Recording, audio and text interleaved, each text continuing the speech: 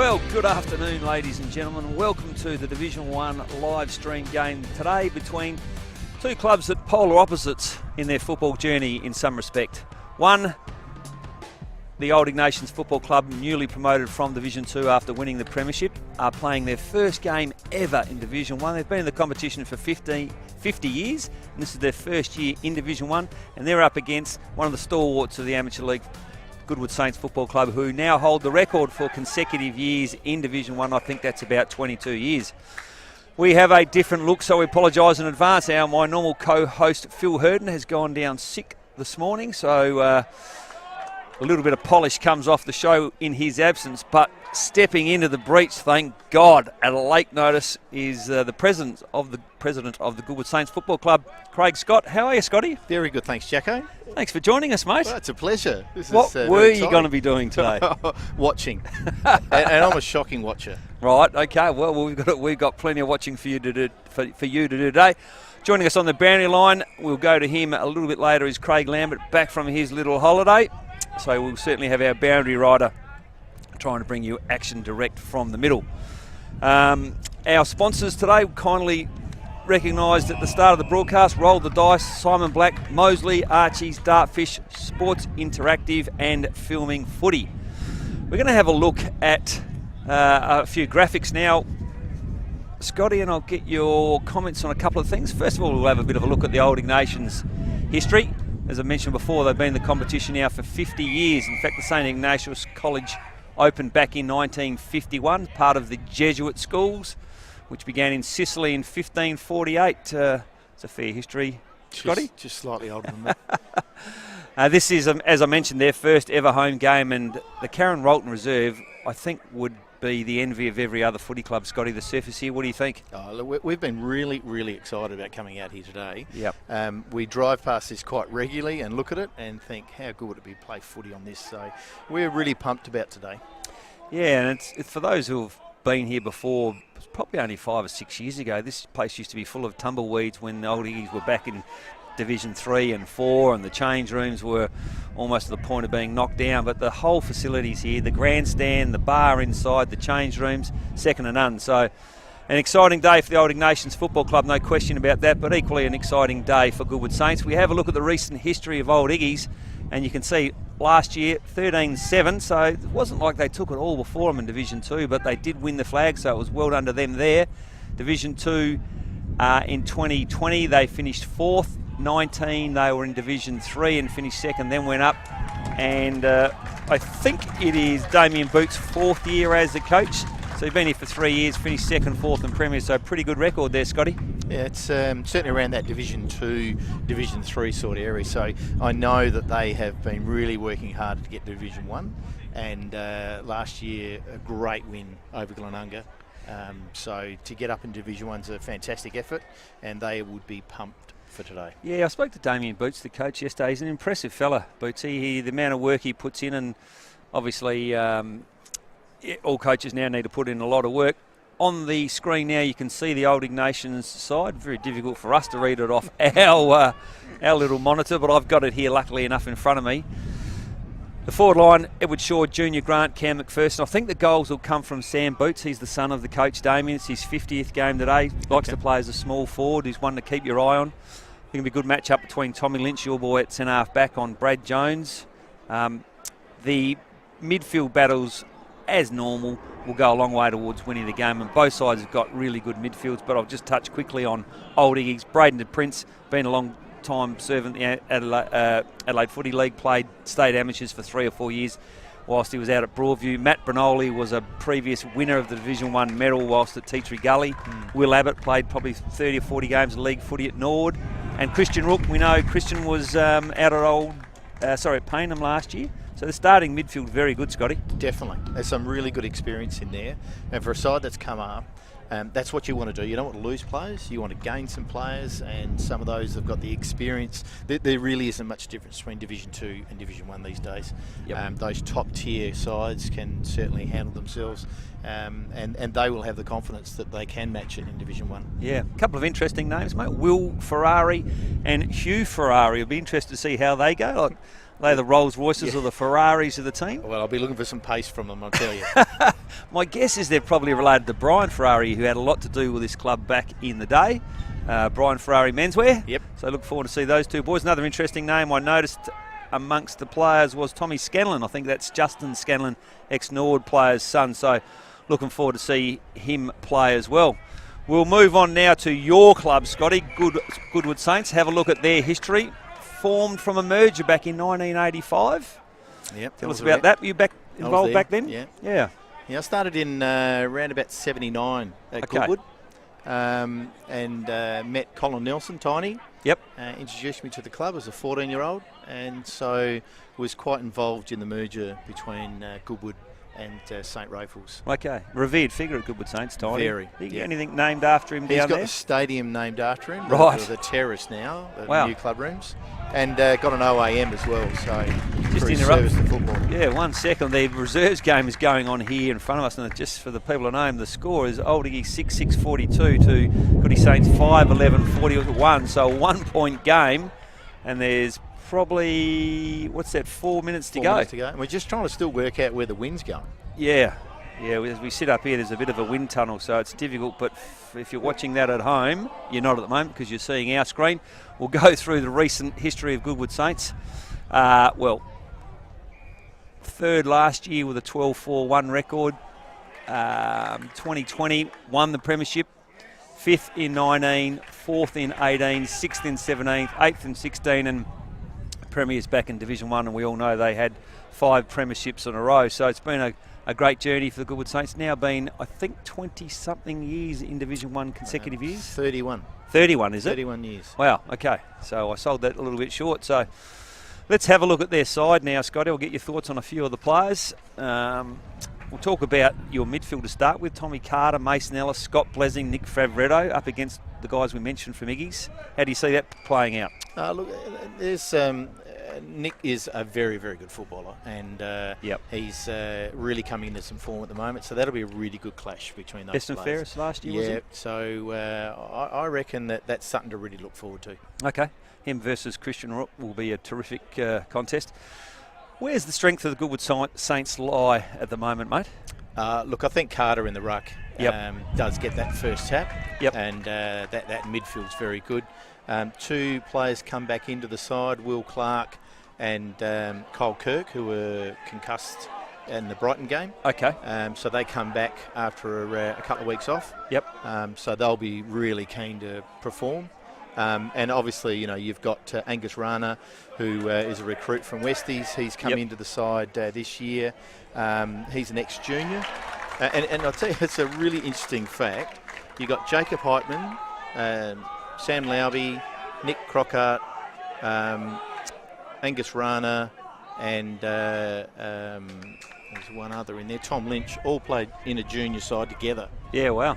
So not just juniors, in the same side together. Yeah, fantastic. So it's a pretty good junior program. Now, your height in the forward line today, mate. I've got Nick Burgess on the screen there at centre forward. Now, he doesn't play generally as a tall. He's a good lead-up player. But where's the height come from the front half? Jacob Hughes will also be a good running player.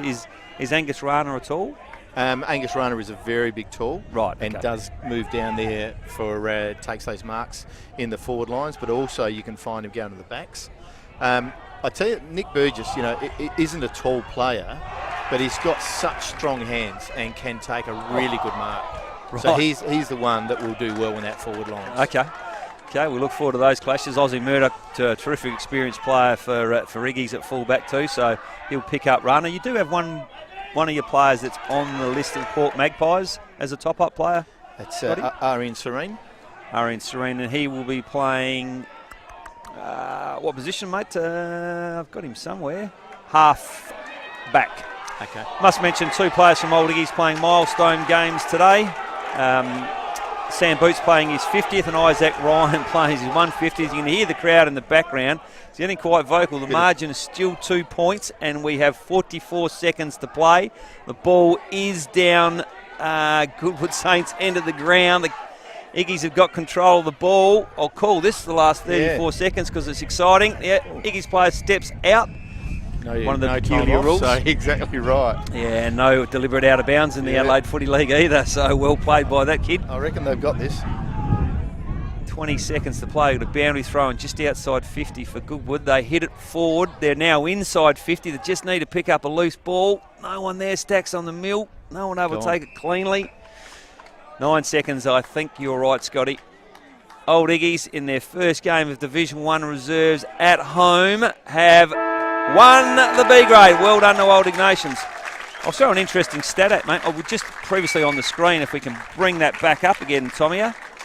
We'll just show the Anzac Day Guernsey for Goodwood Saints today. It's a terrific looking Guernsey. I think it's been rolled out for 2 or 3 years now. Yeah, this is our 3rd year with the jumper. Yeah, look, it's just, again, this is what footy clubs can do. And it's a little bit more than footy. It's an opportunity to reflect, to respect those that have sacrificed a lot for our country. Yep. And it's something that now we have that jumper every Anzac Day game. And I think it's a great tradition. Yeah, it's a pretty smart looking Guernsey for sure. And we will be having an Anzac Day ceremony here to start in probably 4 or 5 minutes. We do have a bit of a rundown. It's due to start at what time, Scotty? 2:08 is the toss of the I don't know why we ever coin. look at times. There is no club that ever sticks to a time schedule. A couple of interesting facts I need to make you aware of. Do you know we are now in round 3 of the Division 1. There's been only one club in the first 2 rounds that has won away from home. Get out. In Division 1? In Division 1. Yeah. So Old Iggies are backing themselves on that basis alone today.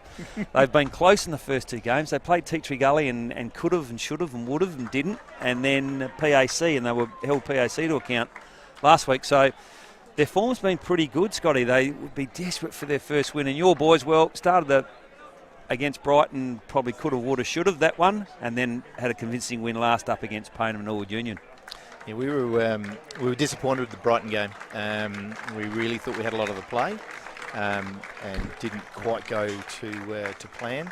But the game against Payneham and Norwood Union, the boys played very, very well and got that run on. And I think this is going to be a really good game.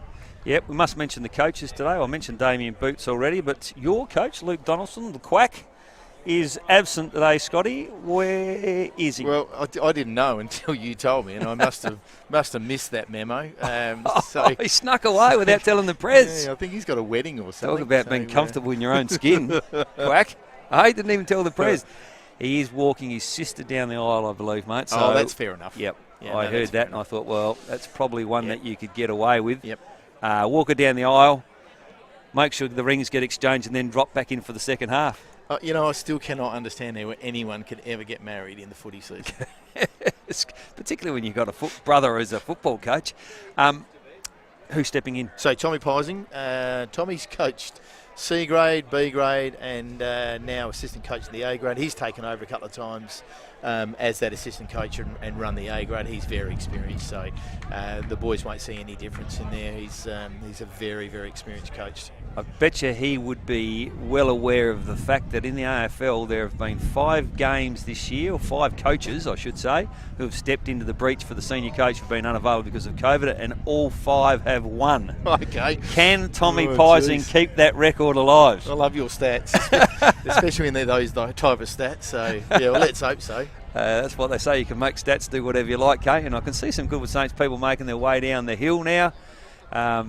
You can see out the far side, it is a beautiful day here. Probably about 23, 24 degrees. We'll go to Lambo shortly for the toss and get his thoughts on the weather conditions.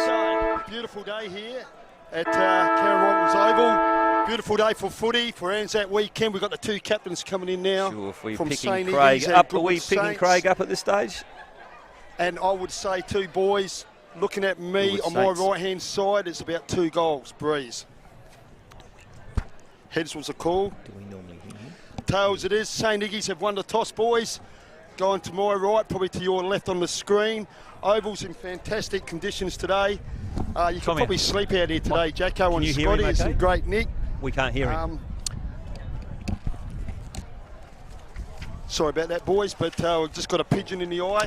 But no, beautiful day for footy for Anzac. We've got a big crowd, expecting a really close game today. Look, Goody Saints look good on the paper, but I wouldn't be surprised if St Iggy's get up by 7 points today on their home ground. Craig Scott, welcome to the team, mate. All the best. And to Jacko, have a great time commentating today. And back to you boys upstairs. Well, thank you to Lambo. Unfortunately, we couldn't quite hear him, so hopefully at home you could hear him. Well, that's not a bad thing. The umpires are making their way over now for the start of the Anzac Day ceremony. I can see the Goodwood Saints reserves have stayed out on the ground. They're obviously going to participate as well, which is terrific. I'm sure where the old Iggy's boys have gone in for a quick sip maybe before they come out, the reserves. You hosted a Anzac Day ceremony before, Scotty, at Goodwood Saints. Yeah, I think much work goes into it. Definitely, because what you want to do is you want to respect those that have made that ultimate sacrifice, and I think you really should try and get someone from the Defence Force. Yep. I think you do the ceremony properly. Yep. And it's not a hard thing. It's just something that is an opportunity for footy to step out of just that normal role and do something different. Yeah, it's terrific. We've got Commander Alex Ward here today, who's going to do the last post, and going to hand it over to Old Ignatians now to run the service. So this is Paul Kirchner from Old Iggy's. Paul Kirchner. So we've had a bit of a chat during the week together. And one of the great share brokers in Adelaide. Yes. Cost me a lot of money over the years. They'd have a few at Old Iggy's too, I reckon. They would, yeah, and they're B-graded now, made their way out as well from Old Iggy's, which is terrific. One of the real great days in the Australian calendar, isn't it, Anzac Day? Definitely. And I think Adelaide Footy League really support this sort of stuff. Yep.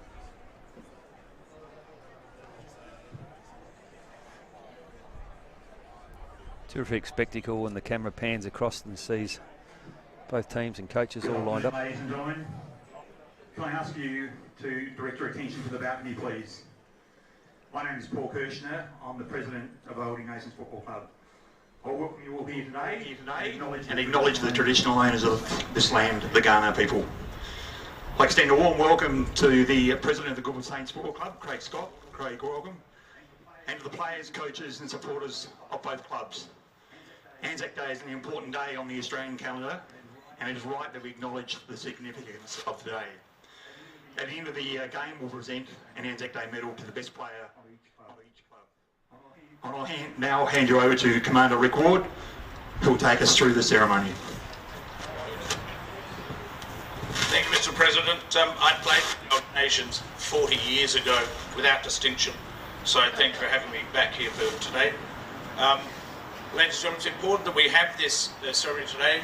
I'm very glad that the clubs have agreed to do this because it is such a significant day. It's the 107th anniversary of the Gallipoli landings on Monday. So we'll have a ceremony today to acknowledge that, and it's a ceremony of acknowledging the sacrifice, the death of the people who were killed in the war, to make sure that we don't forget them. So we'll have the ode, the remembrance, we'll have the last post, we'll have a minute's silence for that. So Gallipoli was an important event for Australia. You had the boats going in, you had the soldiers on them, rolling off into the water, getting as fast as they could to the beach, running across the beach, running up the cliffs. They're running because they had to go there for the military objective and because they're being shot at. Rifles, machine guns, mortars, artillery. That's what they're running into. That was the significance of the day. But the great significance that came, although this was all fought over in Europe and the Middle East, it really hit back in Australia because people died. Australia had a very small population there, and lots of people were getting killed in World War I, and it shocked the country. And that's why you'll see in every suburb, in every country town, there is a war memorial, all for World War I, added to the subsequent wars that have happened. In fact, you'll see the structure over here, on my left, north of where we are, is a war memorial, right there, that was built for people. All around that, this massive loss. And so the country ensured that it remembered the sacrifice of the people who went and fought on our behalf. Now, remember that's what it's for. It's all about remembering the fallen. But I also ask you to spare a thought. I joined the Navy in 1999, and Australia's been on active service since then. That's over 20 years of fighting. And the people who've been on active service have seen things and done things and experienced things we can't imagine. And they're having great difficulty, not all of them, but a lot of them are, to re-establish themselves back into the community that they've served so much. So spare a thought in the minute's silence for their loss as well. The ode, ladies and gentlemen. They shall grow not old, as we that are left grow old. Age shall not weary them, nor the years condemn. At the going down of the sun and in the morning, we will remember them, lest we forget. Now we'll have the playing of the last post and a minute's silence. The last post.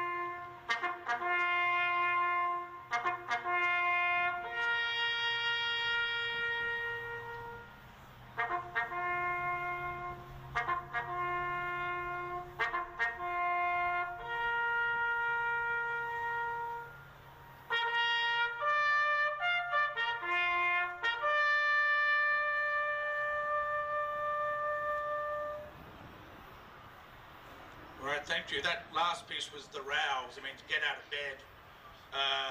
So we should start, get on with the football. Before we do, ladies and gentlemen, would you please join us with your best singing voices for the national anthem?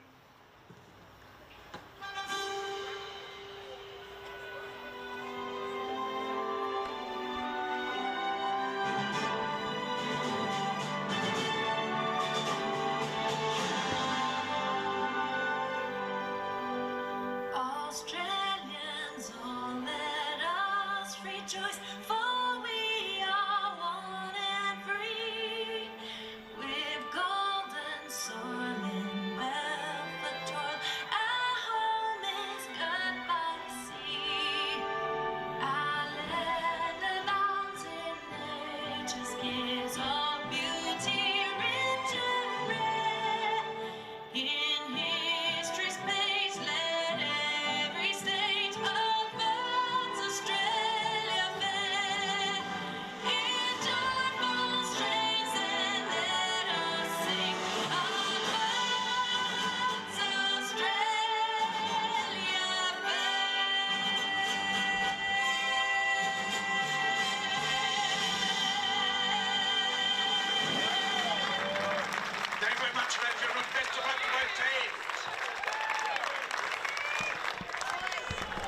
How good is that? Well, that doesn't get the blood boiling. I don't know what I will, have Scotty. tingles all the way through me. Seriously, that is fantastic. What a terrific job. Yeah, thanks, Paul. Well done. Terrific job. And that's one of the better Anzac Day tributes I've seen. So well done to Commander Alex Ward. Did a fantastic job. Thank you very much for your time today. And in a day when we remember history, history is also being made today, Scotty, with Old Ignatians' first game ever of Division 1 football. Yeah, it's a really exciting day. And also in relation to Anzac Day, Anzac Day this year is also celebrating our First Nations people who fought in the war, and unfortunately some of them didn't have a great welcome back to our country, and we were remembering them and their sacrifices that they make as well. Yeah, absolutely. Well, both teams now at their respective ends. I know Lambo did point out which way each of the sides were going. I can't normally Phil would have the green maggots names to read out, the umpires. There'll be a fine from Turners. Terrific to see the voice in green. Gee, they've created a bit of publicity around the place at the moment, the AFL, with the new sanctions. What are your thoughts on that, Scotty, with the new rules? What? I'm not a football watcher. Right, okay. So I don't sit and watch the you. AFL and whatever. So I've kind of missed what's been happening with the AFL. I can just assume that it's something to do with the man on the mark and not putting their hands up or something. Well, that's right. Not demonstrating, or remonstrating, I should say, with the umpires. So last night there was a player that remonstrated by just signaling to the umpire that the ball had touched the ground, and that was enough to cost a 50-metre penalty. So, yeah, they're certainly trying something different there, the AFL. And I guess if umpire numbers are a problem across the country, they have to try to do something. So, look, I've got no issues whatsoever of looking after the umpires. Some of the things that supporters say on the boundary is absolutely disgraceful. Yeah. And it really needs a culture change, because we obviously need umpires, but especially in junior grades, you want to encourage your players to become umpires, because I think you become a better player when you are an umpire. Yeah, look, we could go on for hours about the fact that some people think they pay their $10, or in the case of the Adelaide Footy League, it's free to walk in, and that gives them a licence to say whatever they like on a Saturday afternoon and vent their week's frustrations. But I think society is no longer tolerating that. Scotty? Well, both sides now moving out of position, so it is Goodwood Saints who will be kicking to the right of your screen. Give you... Big Angus Rana down at full forward. He's a big boy, isn't he? Yeah. So the umpire holds the ball off. Big Braden De Prince, recruited from Broadview, up against Big Tommy Carter. And Carter it is. De Prince who gets first hand on it. Now it comes out to Ella. Sorry, I beg your pardon. That's number 11 for Old Iggies. He doesn't appear on my sheet. That's good. Great start. Just looked like he sat on their back like riding a horse. He did. Good battle this will be. Carter versus De Prince. De Prince now follows his work up. Tries to get the ball, but Holzbauer ends up with it, spills to the front of the contest. Players are trying to hack the ball with the legs. No one able to get real clear purchase on it. De Prince again meets the ball on, has a bit of support out the back, courtesy of Will Abbott, but he's not able to take the ball cleanly, and he was well tackled by Sam Lauby, who's been a good young player coming to the Good Saints side last year. Yeah, another junior, and really holding himself well in Div 1. Yeah, good battle of the heavyweights, isn't it, between De Prince and Carter early. He's a big lad. Braden De Prince sits at 6'8", mate. So where is Tommy Carter's brother this year? Is he playing? Jack is playing, and he's just out injured at the moment. Right, okay. So both sides looking to structure up a player out the back loose. Who can use that best? Ball goes forward to Roki. Now, it's just staying in. Louis Whitelock, no Tommy Anderson it was. It comes hard at the contest. Pushes the ball out of bounds, and we'll have a boundary throw in right at the centre ground. No side yet able to get clear possession away from the stoppage, so it gives you a good indication early that both sides have come to have a crack. Yep. So Carter tries to swing his leg at that one. Nothing doing. Once again, this is restart, or will be restart number about 5 in the first 2 minutes of the game, and I don't think we've had a kick yet. No. Interesting stat, Scotty. Cut the trotty off the ground. There's another tackle. In fact, that would almost be some sort of record. There was a situation in the Port Power game last week where they didn't touch up the ball, I think, for the first 2 minutes. But we have not had a kick here inside 2 minutes.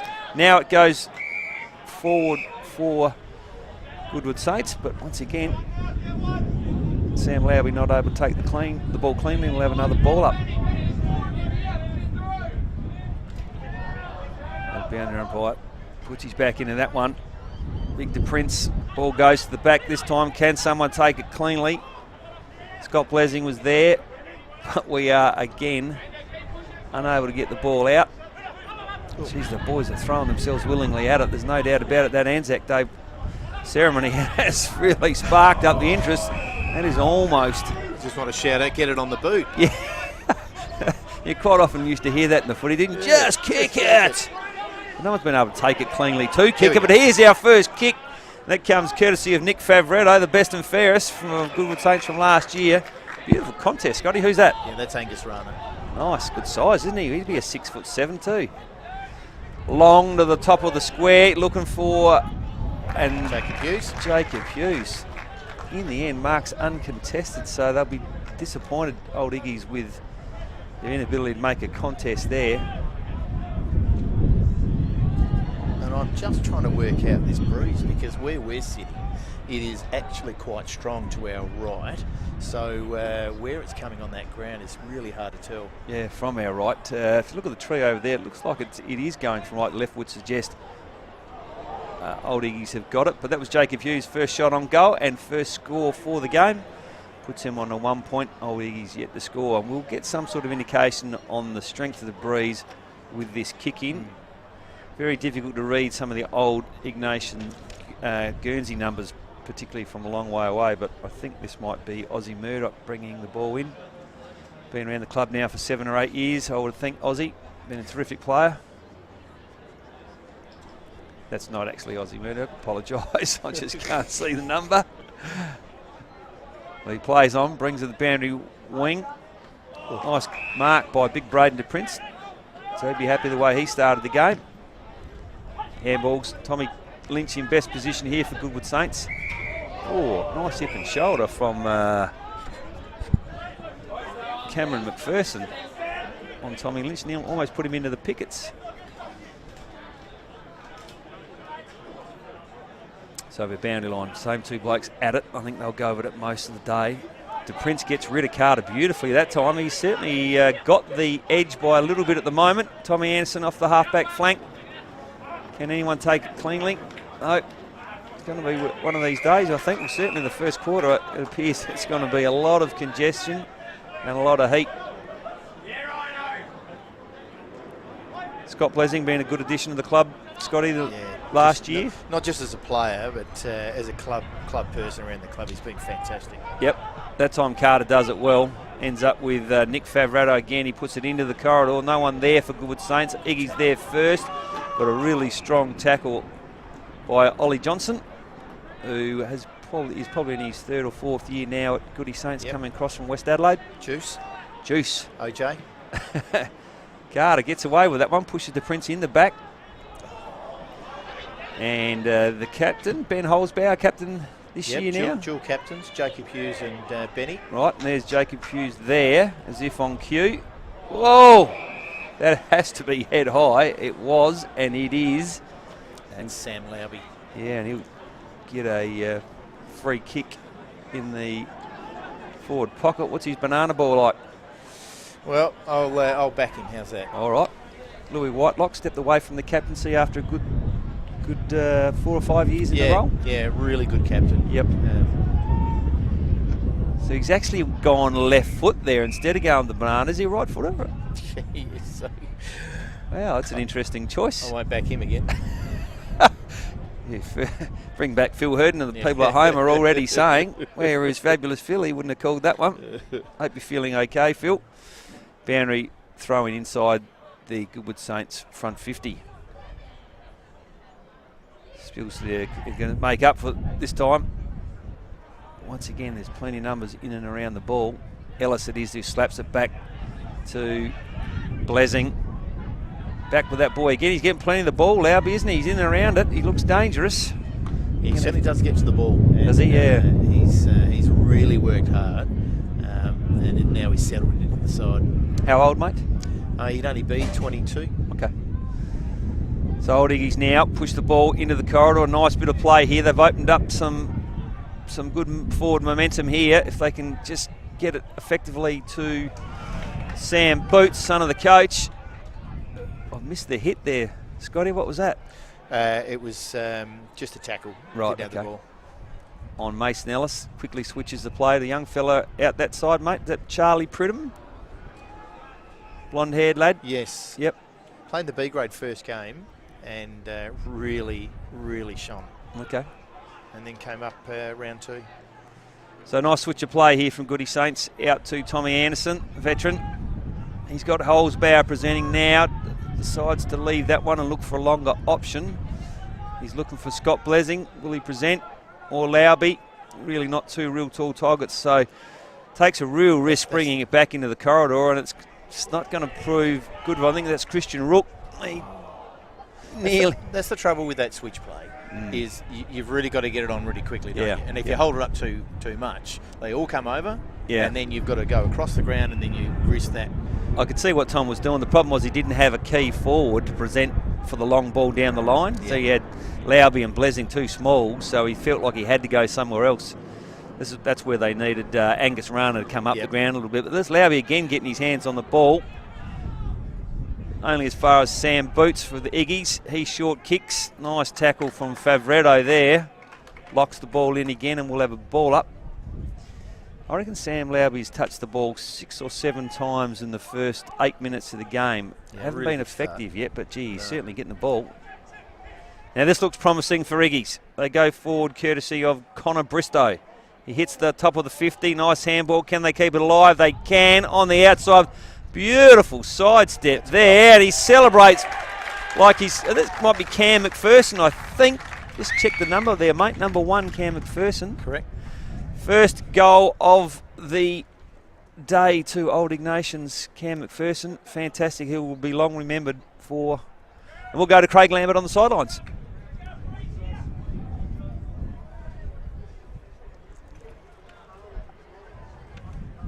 That one. Thanks, Lambo. We still can't quite hear him here on our mics, so we'll try and get that sorted out, but hopefully you heard that at home on the scoreboard. It's Old Iggy's first goal, 1 goal, 6. Goody Saints, 1 point. And they come out of the middle again, good through Braden de Prince, slept it out the back. Looking for Dominic Grant. I think he goes by the tag Junior. They still have it, Old Iggies. They go back now into the forward 50. They've got numbers on their side. Got 2 there. Just went too hard on the punch. It was good effort by the Goodwood Saints defender. I think that was Zachary Sanderson, new player this year. Yeah, no, Zach's been around for a while, junior. Right. But Tommy Lynch is coming off with a, looks like a calf injury or a foot injury. Yeah, he doesn't look good, mate. I'd suggest that is him gone for the day on the back of the way he's. Keep your eye on that one. Ball is still alive inside the Old Iggy's front 50. They'll want to try and make it use of this win when they can, but they relieve Aaron Serene. Takes it for Goodwood Saints out of the back line. Now they're coming through the middle of the ground. Good long kick, but once again it's Lauby they're looking for, Goodwood Saints. He needs a good bounce. Got it. Couldn't quite take it cleanly. Hughes has got it. And in the end, almost a wasted opportunity, but boy, Lauby. Yep, Jacko and Scotty. Lynchy's off with from Goody Saints with a serious ankle injury. Just a feedback. Serious ankle injury to Lynchy from Goody Saints. Yeah, important player, Tommy Lynch, been recruited. He's a Goodwood Saints junior, as you mentioned, Scotty. Did spend a few years at West Adelaide. They'll need him back on the ground quickly as possible. Jacob Hughes runs onto this. Was that a free kick? The umpire says no, nothing doing. And Old Iggy's again good enough to relieve the pressure. Courtesy of Tommy Scanlon, son of Justin. Long down the wing now. In best position, probably Charlie Pridham. It spills the front now. Mason Ellis, I think. Good kick. Looking for Nick Burgess. Can't take it. Again, Lauby in the play. He's certainly in contention after only 11 minutes for BOG honours. If he can keep that. And again, he's on the end of this ball. Just can't quite keep it in. I'm not sure I've seen a lad work so hard for such little reward in so early in the game, Scotty. His work rate is very, very good. Yeah, he's really Yeah, look at him. He's bent over. He's really struggling a little bit. Got some work to do to try and keep him out of the game. Same 2 rucks. It's a great contest. I'm enjoying watching this one, Scotty. Yeah, really good, isn't it? Yeah. So Goodwood Saints do it nicely now. Come back into the corridor. Go outside. It's Kyle Kirk who kicks it long. Whoa! And a big jump from Angus Rana. Not able to take it. Good spoil. Jacob Hughes, the veteran, gets it. Good eyes. Yeah, lifts it towards Tommy Anderson. He's got plenty of time if he can keep it in. He does. Will he sell the dummy? No. And old Iggy's, they're up and about. I can tell you, they've come to play. And that was a beautiful spoil by Hugh Ferrari. Yeah. I wouldn't mind a Ferrari too. Oh, well, you commentate long enough, mate. It's only a matter of time. So, nice tap from the Prince. Goodwood Saints ends up with the big fella Carter, and he gets it again. Handballs. Kyle Kirk, no, Irene Serene, the new player of the club this year. Junior, and is on the Port Power list. Right, it's the one we mentioned is at Port, yep. Lively type, mate, so I can see why he's at Port. Knee injury, I think at ACL. Right, okay. So Carter unopposed that time, and unfortunately hits it direct to the opposition. Now it's gone out to space. Hopefully someone can get on the end of this. They do. Ignatians, but the handball's not great. Puts Will Abbott under a bit of pressure from Holzbauer. They do it well though, Iggy's. I'm impressed with the way they've started the game. It's a good tackle too by Ben Holzbauer. Just the handball just put the teammate under a bit of pressure. Perhaps a quick kick might have been the answer there. Carter to Prince, Iggy's get it. Handball beautifully out the back. Can't read that number for the life of me. Think it was Jack Manson. Puts it inside 50. They've still got it. Iggy's, Goodwood Saints back. Courtesy of Jacob Heitman, I think, on the ground now. Holzbauer, the captain, around the corner. Looking for, again, they're asking a lot of this Sam Lauby. And it's Isaac Ryan that's got the job. Lambo.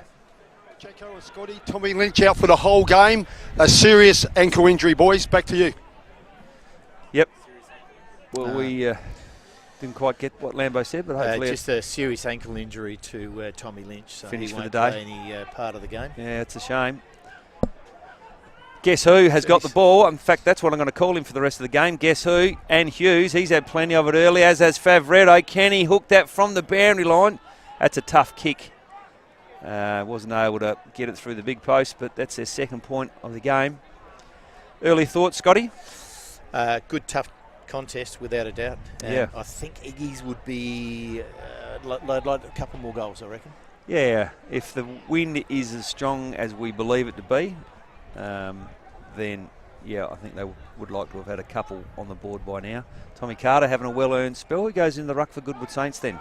I think Angus. Rana. Angus, and he's up against Big Braden to Prince there, and did it well, Big Braden. Hasn't had a spell, 15 minutes in the ruck, and that was a terrific mark. Showed a bit of pace there, the big fella. No young, only 4-time best and fairest at Broadview.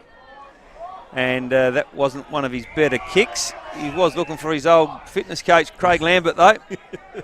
Ruckman. Should never kick.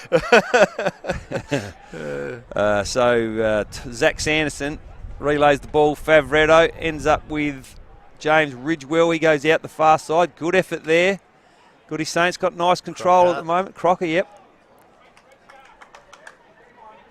Spills out to Ellis. Oh, he's going to cop a free kick there for too high. Played for it beautifully, didn't he? Just lowered his knees, a la the captain of Geelong. He finds a target forward and hits him. That's Jacob Heitman. So this is Jacob's first game this year. Right. Had a bit of a back injury during pre-season. So, he'll be looking forward to performing today. Okay, well, you call it, Scotty. I reckon he'll kick this. All right. Well, he's kicked it. You're right. And tell you what, that is an absolute beautiful kick off the boot. Jacob Heitman's first for the year, obviously, and first for the day for Goodwood Saints. And I've just had a message from Fabulous Field to tell me the field umpires today, Andrew Crosby and Paul Smith, and we thank them for their service. And doing a good job, I reckon. They are. And it's a keenly contested game. There's another. Sam Lambie's come off. I reckon he needs to. Hopefully he's come off just for a spell, but he looks a little bit proppy. Get Lambo to keep his eye on Sam. He might just have a sore leg. He might have red ink all over his hands. All right, the Prince now having a spell. So both sides have got their second ruckmans in. Who will take advantage of that? Anderson does it well. Come you call it? Mason Ellis, isn't it? No, it's Jacob Heitman again, the goal kicker. And so that breeze does look like it's pushing towards us, doesn't it? Doesn't it? Yeah. Old Iggy's Lawrence Comazetto will bring the ball in. On the half-back line. So the second ruck for Old Iggy's is...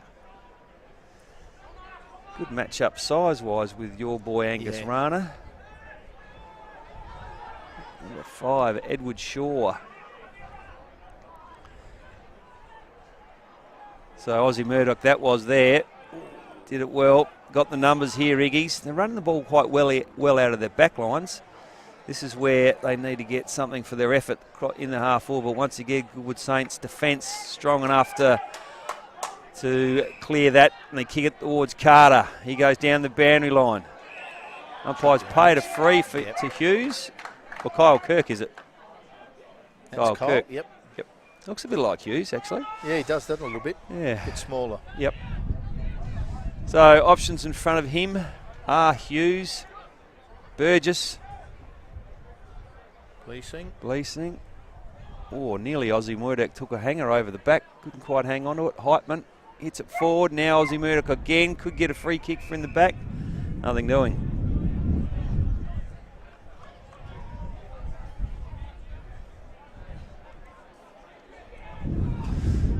So, this is going to test young Ryan Shaw up. He's up against Carter. And Carter that's one of the strengths of Carter's ruck work. He likes to take the ball out himself.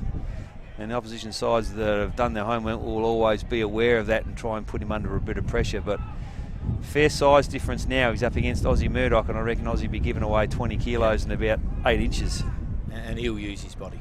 Yep, and he does. He hits it nicely. Unable to take the ball cleanly. Iggy's in best position now. They've set up pretty well to bring the ball out of the back lines. That was James Kennedy. They have ran the ball well there. It's been more their inside 50 work that has hurt them a bit. I think it's fair to say they've probably had more of the ball inside 50 than Goody Saints at the moment. Yeah, I'll be interested to see the stats at quarter time. Yeah. Not sure we've got a stats man today. Everybody's gone down. We haven't. We've lost our stats man. We lost our main caller. We'll make them up. Lost our producer. Surely you can go down and see someone at Goodwood for us and get the mail from your end at least. So was it all COVID? Phil still waiting for a test. Alejandro, yes, COVID. Our stats man, I'm not sure where or. It's the first time we've called a game without any stats people. So I saw one of the Adelaide Footy League games was cancelled today. A's and Pulteney. B's. Yeah, Pulteney. That's unbelievable. Yeah. Yeah, to think you have to cancel an A-grade game is you're in bad shape, aren't you? Definitely. I don't think I've seen any team have to do that yet. That's Dave Kennewell that's coaching out at Pulteney. Welcome to wonderful world of coaching. You didn't expect that. Josh Slape giving away a free kick there, holding the ball. Old Iggy's have it in the half-back line. Time now, folks. We're 21 minutes gone. They lead Goodwood Saints by 3 points. Probably not the ideal start for Iggy's, to be brutally honest with you. Louis Whitelock, the veteran left footer, always a good kick. That's no exception. Hits Favretto in the corridor. He switches the player like this out into space for Holzbauer. Can he take it cleanly? He does. Can he hit the mark? He does. Charlie Pridham has it. Now they go inside 50. The little left footer goes to the top of the square. And that is, without doubt, the play of the day so far. Nick Burgess. That's a great kick, isn't it? Was a beautiful kick, yeah. Instead of going straight for goal, he's brought it into that top of that square. Yep. And given the forwards a chance. And you mentioned the fact that he's a good mark for his size. I mean, he's standing a bloke, Aussie Murdoch, who's probably one of the better defenders in the competition, certainly in the lower ranks, and will be able to handle Division 1 no problems as well. Yep, Burgess lines up. So that's a terrific mark against a good opponent. But the chain of kicks, mate, or 4 kicks in a row, started out here by, I don't know, but that it definitely is a contender for one of our awards, which is the play of the day. And that comes to us courtesy of the Simon Black Academy. Player of the day, they win a Powerade and Archie sandal. So remember that one. Goodwood Saints ended in a goal. What time, mate? 22-minute mark, first quarter. Yep. Nick Burgess. Not sure what we should give him. I think the credit should go to the halfback flanker who started the plate. Anyway, we're back in the centre. This time Iggy's come out. It's that ruckman, Edward Shaw. He's gone long. There's a chance here, I think, with great little defence. But, gee, he hit the ball well, didn't he, when the ball hit the ground? Yep. That is Cameron McPherson. He's a lively type. Is it Cameron McPherson, number 1? Yep. Or Sam Boots, number 10? That's your job, Scotty. Yeah, See if you can read those old Iggy's Guernsey's numbers. Put that. They're a little bit hard to read, aren't they? They are, the white number. I'm not sure what other number you can put on there, though, to be honest with you. Maybe it's the vertical stripe. But I was right initially. It's Cam McPherson, and that is his second. So he's kicked both goals for Goodwood Saints. And good that entry in, not kicking over. Yeah. Kicking in front, it gives your forwards a chance. Well, he kept his feet, didn't he? Definitely. That was the beauty of what he did there. He competed well in the air and then kept his feet and was able to get the ground ball and kick the goal. Original ruckman back at it now. Let's have a look. The Prince, first hands on it. No one able to take the ball cleanly again here. We are starting to get a little bit more space open up in the game, though. James Ridgewell tries to kick it around the corner. That's a good, strong tackle. The Prince gets it. They're out. Yeah, and a nice handball out to space. Good kick. For Will Abbott. Good player. He's kicked it to Bradley Jones. Hits the top of the square. Not able to take it this time, Iggy's. They would have liked a repeat of the last entry that went to that exact spot. And 24 minutes gone. No, they're still behind by 3 points. Old Ignatians 2 goals. Goodwood Saints 2 goals, 3. So wouldn't be a lot of time on, I don't think, Scotty. 24 and a half gone. Well, we certainly didn't have a kick in the first 3 minutes. So. No, I like the look of this young kid too. Yeah, Pridham is playing very well. Yeah, he is. He's getting hold of the ball. He's like a little terrier. Kyle Kirk kicks long. Aussie Murdoch onto that one. Didn't quite take it. Nick Burgess keeps his feet, now falls over. They're still in it, Goodwood Saints, if they can get around the corner. Does it well, Ellis. Like the way he plays. Iggy's got all the answers, though, on this occasion. Might have been Matthew Bernoli, perhaps, who kicks that long now. It's gone over the back. There a chance here, Iggy's. If the ball sits up, it doesn't. Jeez, it's annoying when the ball doesn't sit up for you like that when you get front position. They're still in it, though. Handball inside. It's a great handball. It was. And can he finish? Oh, it's hit the post. Would have been a much-needed goal from Old Iggy coming into quarter time. They muck around, though. Goodwood Saints, they're straight on. Although it's a turnover. They're under a bit of heat now inside their defence. 50. Got some good forward line pressure here from Old Iggy's. They've really made Goodwood Saints retreat. They switched the play, and that's a beautiful kick. And a good catch taken by Aaron Serene. Am I saying that right? Yeah, no, that's right. Aaron Serene. Okay. Skipper Holzbauer plays on beautifully. He's always a good finisher of the ball, and that's no exception. Finds Angus Rana. Gets the ball back himself. Where will he go here? You look for Burgess. Burgess again. That time not matched up against Murdoch. Just I reckon. A good, strong marker. Yeah, I reckon Damien Boots would prefer Murdoch on that. Nick Burgess.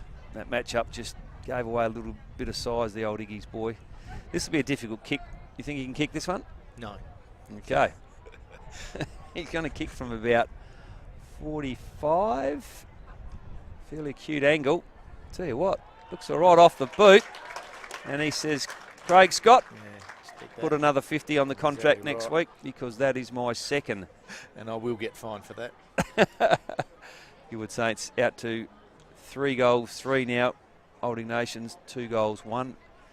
And the game has opened up a little bit from the first 6 or 7 minutes where it was just helter-skelter, everyone throwing their bodies out. We're now starting to see a little bit of ball spill to the open space. Back in the middle to Prince and Carter. Haven't called Old Iggy's midfielders in Matt Brinoli a lot, but it's probably because I haven't picked up his Guernsey number. But that's a nice transition out of the middle. That is fantastic footy. That is a great kick. Now that was probably Brinoli, I think maybe that was involved in that, was it? Yeah, and Will Abbott. Will Abbott, yep. Christian Rook, perhaps. That was Christian Rook was involved there as well. But it is Edward Shaw, the second ruck forward. About 30 metres out from goal. Kicks it beautifully. Kicks it the right post. The wind does the rest. Much needed goal by Old Iggy's. Puts them out to 3-1. They now trail the Saints just by 2 points and nearly 28 minutes gone. I said at the 24-minute mark there wasn't going to be a lot of overtime, but that proved to be wrong. Surprising, to be honest. Yes. And I don't reckon that wind is that much. So, 2 points difference is reflective of the game at this stage. Yeah, it's been a real good contest. We knew coming in it was going to be a contest. Iggy's are up for the game. They want to win their first ever game here, and Goody Saints respect that and want to make sure they don't do it. So here they go again. De Prince, beautiful tap. Carter came charging at him. Nice by Rook off the half-back line now, Goody Saints, but ball turns over. Got the numbers here, Goodwood Saints. Carter's got it. Lex to go the drop punt, out to space. Good intelligent kick. Heading for Hughes. He can't take it. Defence is solid by Old Ignatians. Gives it off to Kyle Kirk. He has a crack at it with a modern day snap. Not quite good enough to bring it back in amongst the big ones. Goodwood Saints out to 3 goals, 5. So if you can read that number, can you, Scotty? Yep, number 29. 29. James Kennedy kicking the ball out. Right. Plays on, does it well. Have a look at that kick. Jeez. That has gone past the centre circle. Understand that? That's good, intelligent football. That's great. That shows to me that's a team that's well drilled. They understand not much time left. Got the breeze. We go long down the corridor. It's well played. That's the sort of stuff you practice and rehearse during the week at training. So it was terrific to see. 2 kicks away from your opposition's forward. Yep. Setting up with a loose player behind the ball. Iggy's probably got 2 loose players. Aussie Murdoch, it is, who is setting himself up as the spare, which is allowing now Charlie Pridham to sit and Tom Anderson to sit off the back of the contest for Goodwood Saints. They're electing to roll their extra player up around the stoppage, whereas Iggy's are electing to roll theirs back inside the D50. Umpire's called holding the ball. Nick Crocker. Crocker goes to the wing. Good kick. Time got to be running short, you would have thought. And that ends what would be... It's a 30-minute quarter. Yeah, a surprisingly long quarter, but a good quarter of footy. The first 5 or 6 minutes was both sides crashing in 100 mile an hour. We'll take this opportunity to grab a quick drink and we'll have a hear from some of our sponsors.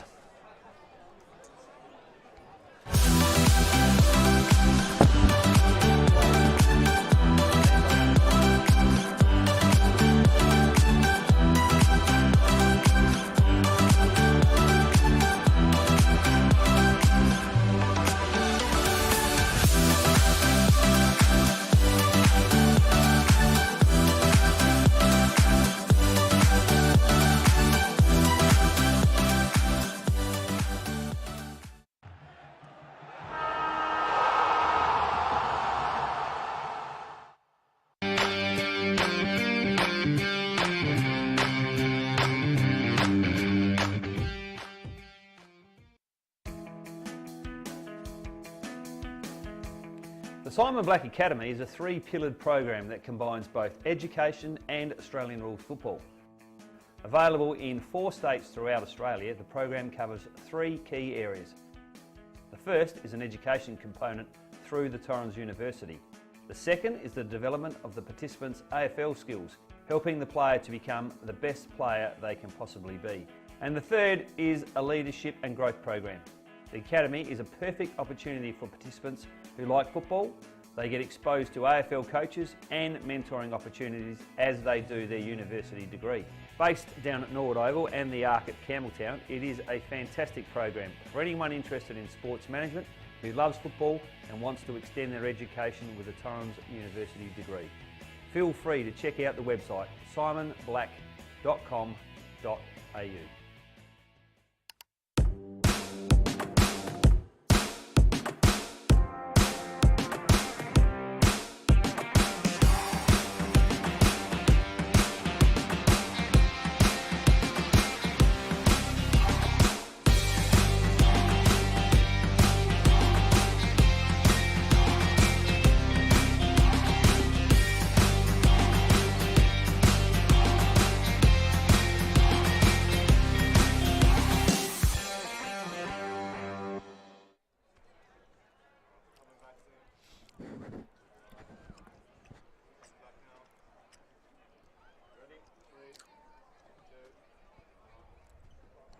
Well, welcome back, folks. Quarter time here at Karen Rolton Reserve. Great day for footy. If you've just tuned in, you missed the Anzac Day ceremony at the start of the game, which is fantastic, and you've missed what would no doubt be called an entertaining game of footy. The scoreboard reflects that. Goodwood Saints are 3 goals for, kicking into what was probably a slight breeze that quarter. And Old Iggies in their first game at home at the Karen Rolton Reserve as a Division 1 footy side are on 3 goals. 1 goal scorers. Cam McPherson's looked lively up forward for Iggies with 2, and Edward Shaw who's played forward and in the ruck with 1. And for Goodwood Saints, Nick Burgess has proved very handy up forward. He's taken a couple of great marks. He's got 2, and Jacob Heitman kicked a beauty from around the 50 into the breeze. Lambo at the moment is having a look at the huddle. What are your thoughts, Scotty? I'm loving the ruck contest. Yeah. I think I reckon the Old Iggy's he's got the upper hand at the moment. Yeah, he probably hasn't had quite as many kicks as Carter, but his ruck work's probably just shaded him, I thought, and his handballs have been good too. He's been able to handball into space, has been able to set some of his midfielders up. So, yeah, it's a great battle at the moment, those two. Yeah, it's been good out of the centre. I reckon Iggy's would be happy that they're getting it out quickly. Yeah. And then they're taking those marks, but I reckon they're just a couple of their kicks just missing the marks at this stage. Yeah, it'll be interesting to see the second quarter. I only noticed late in the quarter Iggy's were rolling with an extra player back behind the footy, which allowed Goodwood to roll with 1 extra around the stoppage. Be interesting to see from a coaching perspective whether that continues this quarter. I would think Iggy's will be really concerned about the defence. So I look forward to see how that unfolds. But on with you. The battle of the midfields was something we spoke about before the game. But Iggy's need to make sure they've got some sort of control. Nick Burgess, he's been the aerial threat up forward. Early on the ground, it was Sam Lauby who was in everything. Did he come back on after? I reckon he did come back on. So let's no, that's a shame. See if he's back on at the start. Lambo. We'll cross to Lambo. And we're off with Lambo. Jacko and Scotty, not a bad first quarter. Iggy's gone with a breeze. When they move the ball quick, they get results. That is a difference at the moment, but also too, their contests inside is what they got to do better. Contests inside, and if they win, that they're going to go a long way winning this game of footy. Their back six was very good, so Iggy's coach very happy with that first quarter, but run and carry more, and especially on the ground level, if they work a little bit more harder, they'll get more results. So looking for a really good second quarter again from Iggy's. Goodies, on the other hand, look, they play smart footy. They got the breeze. If they use it, all the best. Thank you, Lambo. Yeah, disappointing, mate. Looks like Sam Lauby is no longer going to participate in this game. So that's 2. Tommy Lynch, we mentioned earlier in the game, went off with an ankle. And Sam Lauby is not on the bench at the moment, so Goodwood Saints down to 1 interchange. Be interesting seeing how that pans out. Carter it is, gets first hands on it. Now it's Rook, beautiful off the back at Old Ignatians. Courtesy of Jack Manson now, he goes down the line. Nice mark just outside forward 50. Can they play on quickly? He does. He got some space if he can control the kick. But getting across the cut-off for Goodwood Saints was Aaron Serene, and he now relieves the pressure.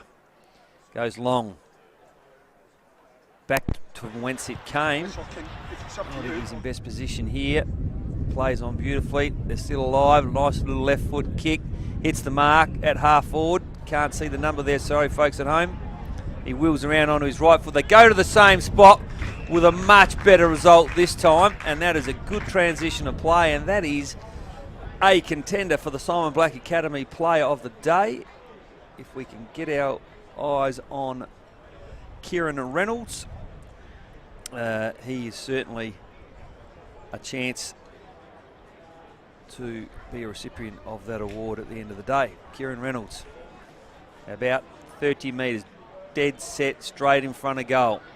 Slight breeze, looks confident, comes in, bit of a skip, like the ball drop, that's home. That's his first for the day, Kieran Reynolds. But it's more importantly, it's Old Iggy's fourth for the day. They're kicking exceptionally well for goal, 4 goals, 1. Your thoughts, Scotty? Yeah, really good delivery to the forward lines. Yep. I'd love that as a forward. Yeah, it was a beautiful, it was almost the exact same play as before, but just a better result, wasn't it? And you know, in Division 1, you've got to kick in any footy. Yeah. If you're 30 metres out straight in front, you should be kicking. Yeah, no, nicely opened up forward line there for Old Iggy's. No 6-6-6 rule, so either side could play someone back at the moment, but they're not. It's all one-on-one footy at the moment. Umpire waiting for the ad to finish. Throws the ball up. The Prince gets an easy run at it from the umpire there. I've liked the way they've come off the back of the square, Old Iggy's, to come into the centre square when the centre bounce. They've actually done that very well, haven't they? Really well. So a nice left foot kick down the line, but it's Tommy Anderson, I think, in best position for Goody Saints with the orange boots. No thought of a switcher play there, which says to me there's something in the breeze. Old Iggy's got all the numbers because that's where they just came from. The risky kick. Good though, ends up with Hugh Ferrari. He transfers the play to this side. Loose. Yep, looks like it might be Boots. No, it's McPherson. He does it well, keeps it alive. Still alive for Old Iggy's. McPherson follows up. Can he get the handball? That's a nice handball. Kieran Reynolds, the last goal kicker, back to McPherson. It was good pressure from Goodwood Saints, but equally Old Iggy's were up to it. They're able to relay the ball right along that boundary line, and they now find themselves probably 25 metres out from goal. This boundary throw will put them right in the corridor. Doesn't quite get the length on it, the boundary umpire that I gave him credit for though, Scotty. No. Here's your boy. Left foot up, Pridham. Big Angus Rana. Yep, Rana, he's got 2 to beat, 3 to beat now. No one can pick it up. That first touch is really important. Look at this. Nice by Hughes over the top. He's got it into space for Heitman. Can he get his second for the day? He can, he did, and he does. And a nice handball over the top from Jacob Hughes, was it? That handballed the ball over the top? I think so. Could have stopped watching the game and actually work out what the players are doing. So, Heitman 2 goals, Burgess 2. So 2 goal kickers only for Goody Saints at this stage. Isn't momentum, isn't it? You know, the Iggy's had the ball down here and they had the momentum down there. They just kept pushing it down and ended up getting it 25 metres there. There, Goody Saints got the momentum going. You just keep pushing it along. Yeah. And anything can happen. Yep. No, it's a seesaw battle, and that's once again indicated by our scoreboard, which has Goodwood Saints 3 points in front at the 4.5 minute mark of the second quarter. The Prince and Carter. Carter goes early. The Prince does it well, gets his own footy. Just couldn't quite clear it. This now spills towards the wing. Ellis is in good position here. If he can take it clean, he did. Went searching for the free kick. Nothing doing. Now kicks it half forward.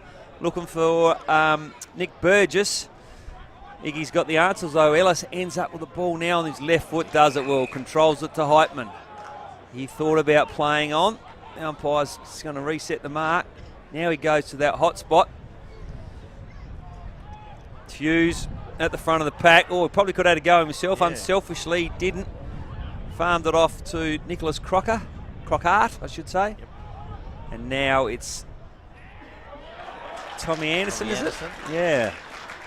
So Tommy Anderson is playing all over the park, mate. I had him down as a back pocket player, and he's on the wing, and he was well inside forward line. Be interesting to see where he runs back to, but that's his first for the day, and he's heading to the back lines. So he said to the coach, listen, coach, I play mid or forward. You can pick me in the back. that's not where I'll play. Well, you know, I remember junior coaching, and you'd have a player who loves playing forwards, and you say, right, you're going to play in the back pocket today. Next minute you look up, there he is in the forward pocket. You say, no, back pocket. Yeah, well, that's Tommy Anderson. Yeah. I don't know if he's played too much footy in the back lines, but he's not playing there anyway. So Carter gets this one. Iggy's first hands, nice transition out of the middle through Abbott, I reckon. Oh, big contest on the ball. That's going to hurt a couple of players. They follow up their work well here. Hugh Ferrari, Tommy Anderson, the player we spoke of, had a player outside the handball, didn't see him. Players go at it high. Good release handball to Will Abbott. Goes into the corridor to, was that number 65? He's not on my sheet.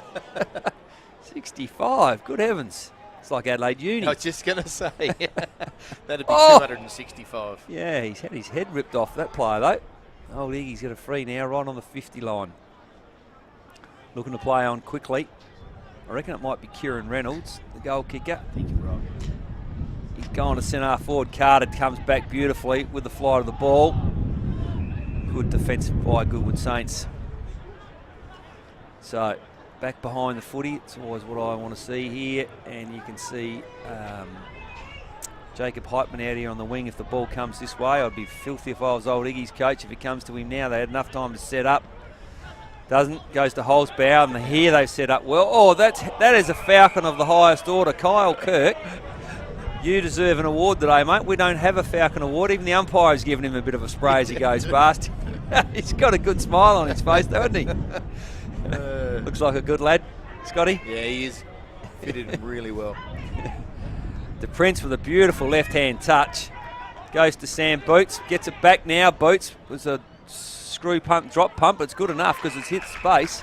That's a beautiful bit of ruck craft there from old Iggy's. We don't have the luxury of any stats at all today. Normally we have all of that, but we haven't got any of it today. But Brad Jones it is. He's having his first shot on goal. It'll be a tough kick from there, Scotty. We'll put that on the top of the square. Wouldn't have a shot? No. Righto, well let's have a look. This will give us an indication of that breeze. Oh, Scotty, he's done that exact what you asked him to do. Just couldn't quite take the mark. McPherson had an opportunity. Got the numbers now, Goodwood Saints. And that's poor forward pressure by Iggy's. You've got to push up on the loose players there. Look at Holzbauer, the turn of pace. Good release handball. They're out. Heitman's got it. The good heat from old Iggy's now. He's forced to kick quickly. Bad bounce for Aussie Murdoch. Tapped on by Hughes. Who'll be first onto this? They got the numbers, Iggy's, but can't take it cleanly. Hughes running on again, and 65 from Iggy's, whoever he is. And no one able to take. That was a hot footy, wasn't it? Very. And you just kind of expect the umpire to give a high free kick or something like that. So good on him for letting it go. Yeah, I've got a feeling that might be Edward Shaw, who was number 5, maybe. Oh, the Prince, it is still in the ruck. Hits towards the boundary line. Good ruck play. Nice handball release. Beautiful tackle by Hughes. Players are calling for holding the ball to the umpire. And, well, sometimes if you call loudly enough, what is it? The squeaky wheel that gets oiled. Hughes has it.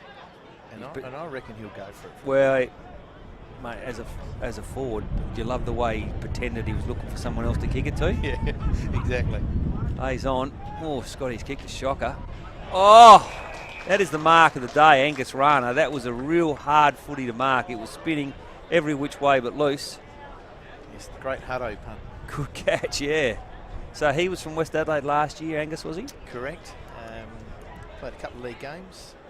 And, yeah, look, he's a ripping lad. Just wanted to come back and enjoy his footy. Wasn't quite enjoying it as much out at Westies. Well, not much to enjoy out at Westies, mate. Been a long time between wins and drinks out there. If you only drunk after a win, you'd be a teetotaler if you played for Westies, wouldn't you? And they are our league club, and we love them. So that's Angus's first for the day, and contender for Mark of the Day. Unfortunately for him, we don't have an award for Mark of the Day, but we do have some other awards which are courtesy of Archie Sandals, Roll the Dice, Simon Black Academy, the Mosley Bar and Kitchen, that's the Ducks Pub. Yes. And we'll go through some of those awards later in the game. Scoreboard now, Goodwood Saints out to 6-4, biggest margin of the day, 2-3 they lead by. Iggy's have been good in the centre square all day. There's a free kick there, missed by the umpire, I reckon. No, he's got it. Sam Boots gone into the centre now, plays on quickly. Transfers it out the space, the far side. Now they need to run it in. Left foot kick, that looks difficult into the breeze. Cannon into his back. Umpire says, nah. Sam Boots has looked very good, hasn't he? He has, yes. Now, Burgess has gone back, I reckon, for Goodwood Saints. I'll get you to have a look at that for me, Scotty, but I'm pretty sure I saw Burgess coming back here at this contest. I reckon what they're doing is when they have Angus Rana up forward, Yep. they throw Nick in the back, Right. use him in that back role. Okay. Whew, that was the punch from Aussie Murdoch there. So, looked like our boy back onto the ground there. I hope it was Sam Lowby. Just have a look just on the bottom of that pack. Not sure it was, but it looked like him. Same similar physique. So inside the forward line for Old Iggy's. Good double team tackled. No, I can't see Sam out there. No, It was, not Sam. Okay. Nick Crockart. Nick Crockart, is it? Okay. So ball up just inside 50. Old Iggy's would like to score here. Edward Shaw, hands on the ball. No one able to take it cleanly. Plenty of numbers around the contest. All, even though Iggy's got Murdoch again in loose position back behind the footy, allowing Goody Saints the extra roll up at the contest. Here's an opportunity for McPherson. It's going to be a very good kick. Wasn't far off. Yeah, he wasn't. A likely type, isn't he? He's got a bit of speed. Catches the eye with those bright boots. Yeah. Which you can get away with. Yeah. There's another massive kick in. So it must be a fair bruise. Yeah, good mark by Braden de Prince up against Angus Rana. Look for the handball there. Now he's got the handball. He's smarter than the Goodwood Saints ruckman, mate. He knows it, or he learnt from the last time. Kicked it out the full. So good transfer of play for Miggy's there. Now they have a shot on goal from about 435 metres, and it's Christian Rook. I always forget. Phil tells me how to pronounce his name correctly. Whether it's I think it's Roki. Christian Roki. They need this one, Old Iggy. He's a much experienced player. Looks good over the footy. That's a very good kick. Oh, Gee geez. whiz. Unlucky there. It just didn't hold its line. 4-4 now. They trail by 2 goals. Goody Saints play on quickly. Oliver Johnson now kicks towards the boundary line. I reckon that's Favretto. Brings it back into the corridor. Bleasing. Scotty Bleasing. Trying to shift the defence. They now go back where they came from. This time Iggy's are set up well behind the footy and able to get first hands on it. Holzbauer has it now though. Got a target in Nellis full with the hands. Hits him. Goes to Burgess. Standing in the way for Old Iggy's was number 25. Well, I'm not sure who that is either, but look at this. Look at the space here. Got all the time in the world. McPherson. Will Abbott it was. Just couldn't hit the target. Got a number here though. Got an opportunity this time. Christian Rook. Oh, good heavens. Now, that's interesting because the modern day player kicks the check side there all day, every day. And he old-fashionedly kicked the drop punt and thought, from the last one, I'll kick the hell out of it, and just lost it. I'm not sure why. Why wouldn't you just have a little stab right in that short area there instead of smashing it? Yep, that's what I reckon he would go back and look at and you think maybe a little checky would have done the trick there. Kept it low, take the breeze out of the equation. That's what he was trying to do by punching the ball, take the breeze out of the equation, but he just couldn't keep it on line. But they are coming. The scoreboard, I don't think, got that point. Should be 4-5. Now into the corridor. Nice catch by Ollie Johnson. Plays on quickly. Keeps the ball low. But in best position. Old Ignatians. Let themselves down, haven't they, with some of their kicking in? Yeah. Yep. Iggy's have it. Heitman in good position here. Can release it to Serene. Yeah, good tackle by Will Abbott. Louis Whitelock. Serene. Steady now. And that's Josh Slape.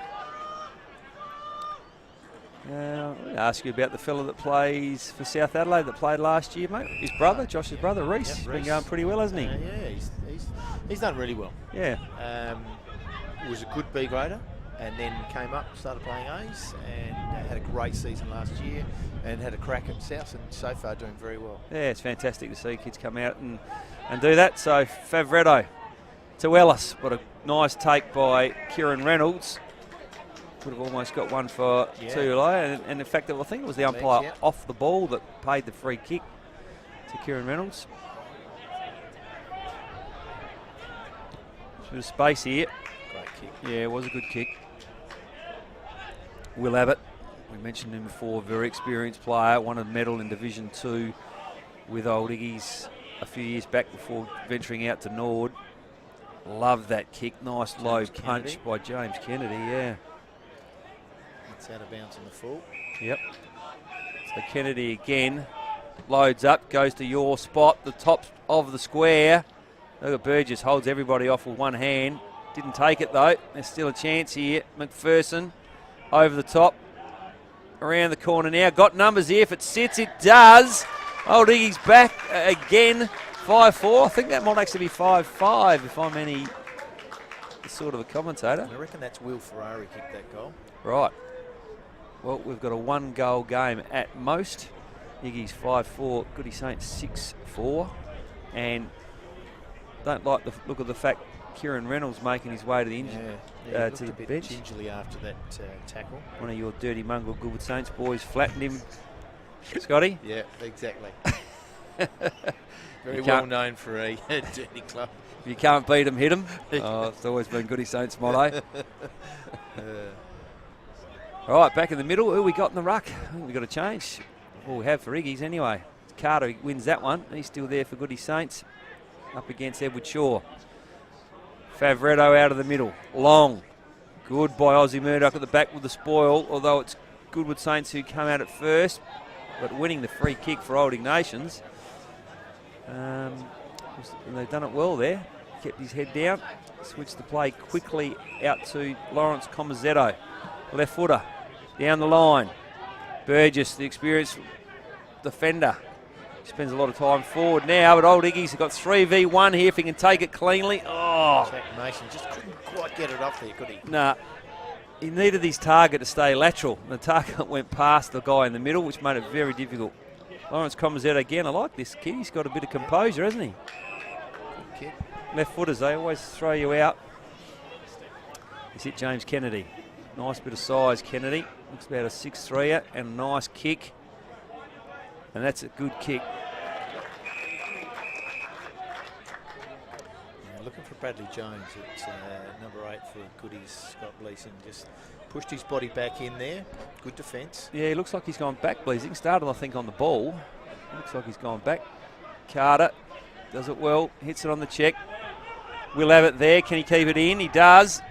Convinces the umpire anyway. He's gone to that hot spot again. They like going to that position. If they can get the numbers there. Well taken by Goodwood Saints. A good smother though. It's probably the first smother I reckon I've seen for the day if I'm any judge, but could be wrong. But Favretto clears it right out of the danger area. Long looking for Hughes. Luke Washer gets it nicely. Got a nice change of direction in him too. He released it to Tommy Scanlon. And Jacob Hughes has injured himself as well. Well, that won't be good news for Goodwood Saints if that's the case, because they will be out of soldiers on the bench. I reckon he's done his shoulder. Doesn't look good, does he? Yep, trying to making their way out now to see him. Well, I'll tell you what, the guy he's standing is making his way to the wants to come to the bench too, I think, for Old Iggy's. Yeah. So we had a ball up. Luke Washer's hurt himself. Luke as well. Washer, yeah, they're both going to look like. Yeah, I reckon you're right. Hughes will be done for the day, looking the way he's holding that. That's a collarbone or an AC. Yep. And he's in a bit of pain too, which you don't want to see. And Luke Washer equally. This is where you say to your mate, well, he's actually staying out, Jacob Hughes. Yes. And Washer's the one that's coming off. So that's where you say to your mate, look, you go off and I'll go off and we'll keep it fair for each other. Yeah, that always happens in footy. Maybe just a stinger for Hughes because he's staying out there. Hugh Ferrari makes his way back on. Have a look at the pace of Holzbauer here. Off the boot. Whoa, would have been a highlight of the game. Just couldn't quite keep it on track. Scotty, what do you got? That would have been good if he had kicked that, but still watching Jacob Hughes. I reckon he's struggling with that shoulder. Righto.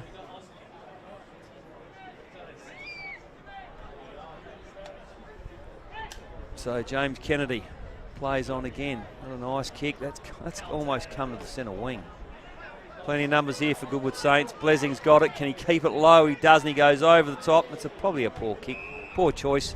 Number 14 for Goodwood Saints there. Britton annoyed Nicholas Crockhart, and rightly so. He was in good position.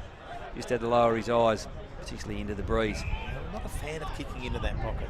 You know, I reckon that the option is right at the top of that square. Yeah, okay. Hugh Ferrari. Long down the line. Blessing in best position. Comes across, marks the ball unopposed. Wouldn't be happy with that. Bootsy. No Old Ignatians player able to read that ball when it travels 50 metres in the air. You've got to be able to get someone on the end of the kick. Blessing reads it well, as I said, kicks it long. Favretto, good mark, stood under the footy, knew he was going to cop some real heat. Didn't bother him at all. Got up a little bit proppy. Handball's off. Who's this, Scotty? Juice, OJ.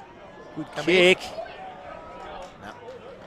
Just didn't quite have the length on it. Ollie Johnson. Yeah, Ollie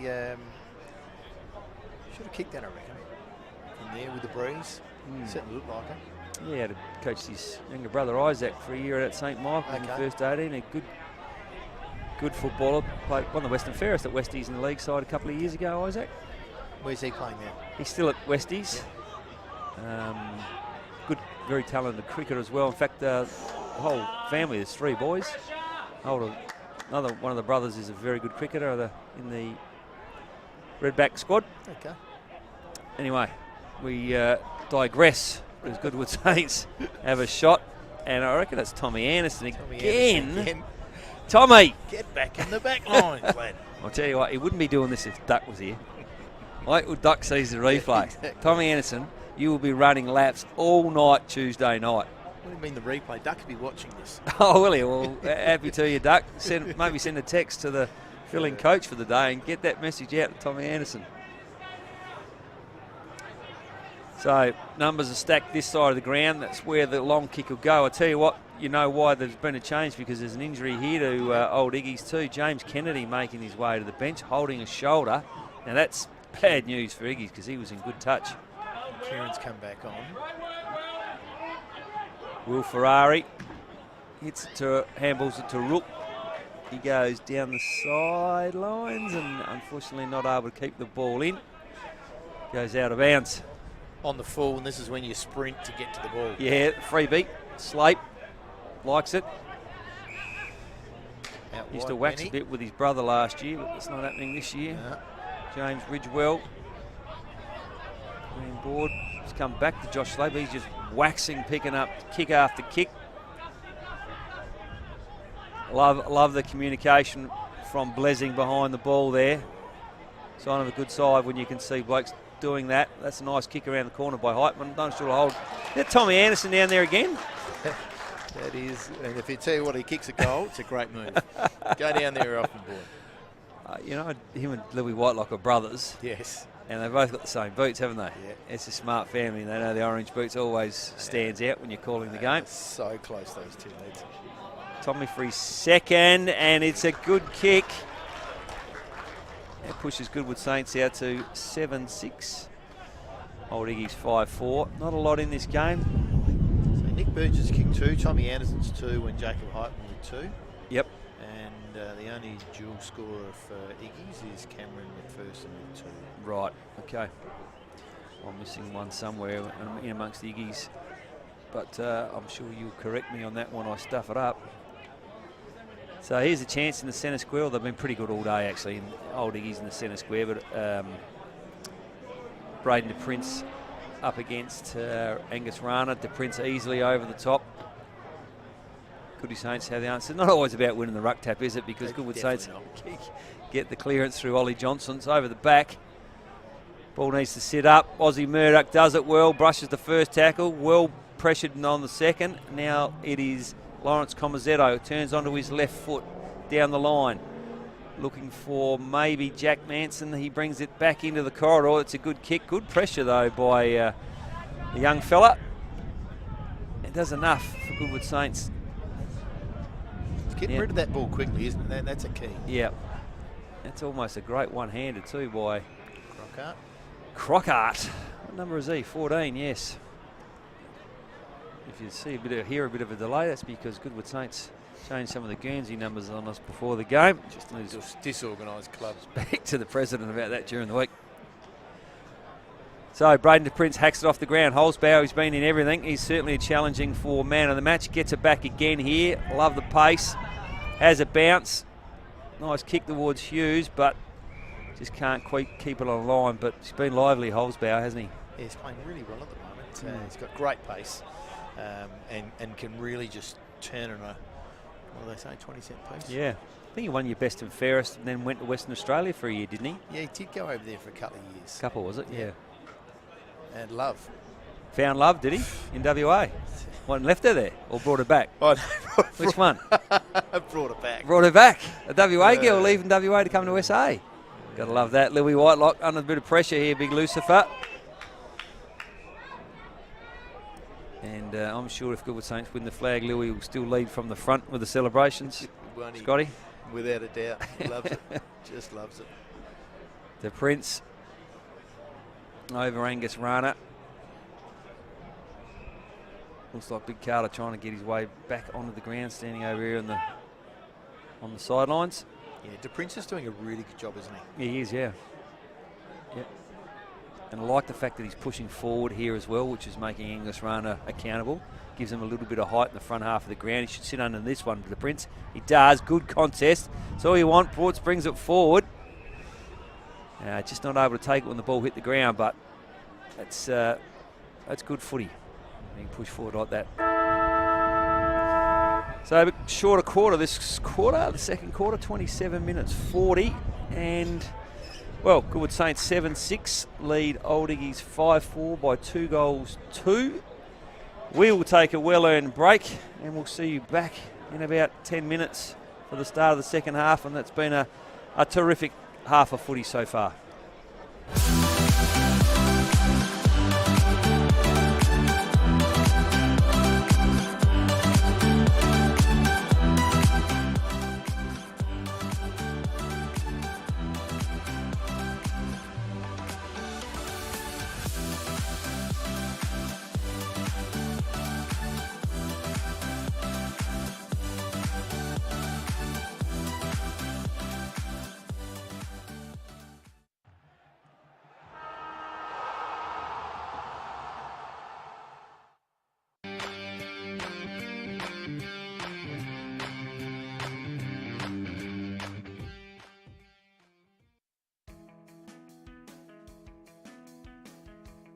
The Simon Black Academy is a three-pillared program that combines both education and Australian rules football. Available in 4 states throughout Australia, the program covers 3 key areas. The first is an education component through the Torrens University. The second is the development of the participants' AFL skills, helping the player to become the best player they can possibly be. And the third is a leadership and growth program. The Academy is a perfect opportunity for participants who like football. They get exposed to AFL coaches and mentoring opportunities as they do their university degree. Based down at Norwood Oval and the Arc at Campbelltown, it is a fantastic program for anyone interested in sports management who loves football and wants to extend their education with a Torrens University degree. Feel free to check out the website simonblack.com.au.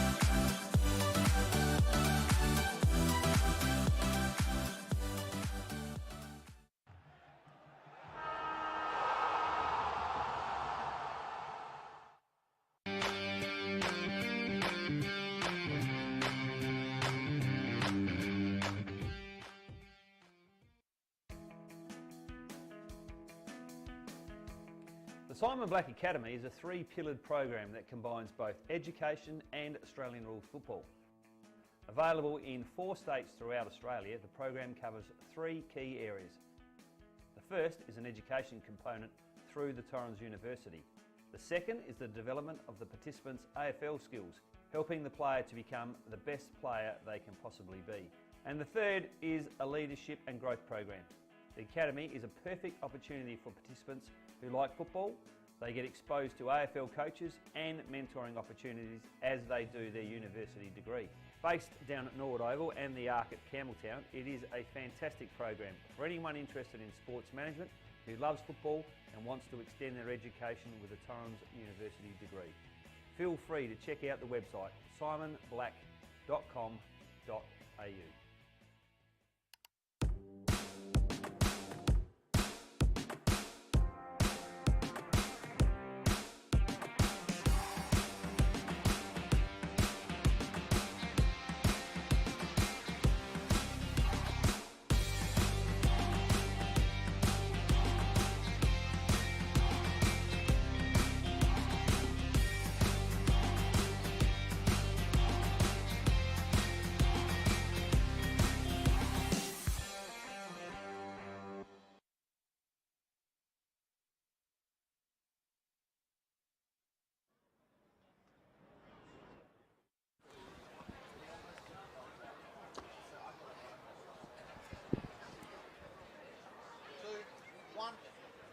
Half-time interview today. I've got Paul Kirshman, the president of St Iggy's Football Club. Old Ignatians Football Club. I'm just testing you there, mate. Yeah, thank you. Hey, it's been 3 weeks for me, mate. St Iggy's, big fella. Just tell me, half-time, 2 goals of difference. Where do you see the game at the moment against Goodwood Saints? Oh, look, we've lost a little bit of composure in a few spots, moving across the half-forward line. I've noticed the Goody Saints boys have locked in pretty well there. And the ball's come out a little bit easy, so we just got to get a bit tougher around the half-forward line. I think we're doing well in the centre. There's a lot of good contested ball winning there. You've seen Will Abbott and Christian Rookie come out of there at 100 miles an hour. Good recruit there. Yeah, he's an Iggy's boy, so he should come home. Okay. So, no, look, we're not far away, but we just lost a little bit of composure a couple of times and turned the ball over a couple of times.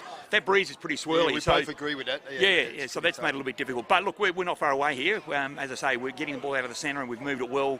But we've just fallen down a little bit over half forward, I think. Well, let's see how we go the second half. More importantly, tell us a little bit about St Iggy's.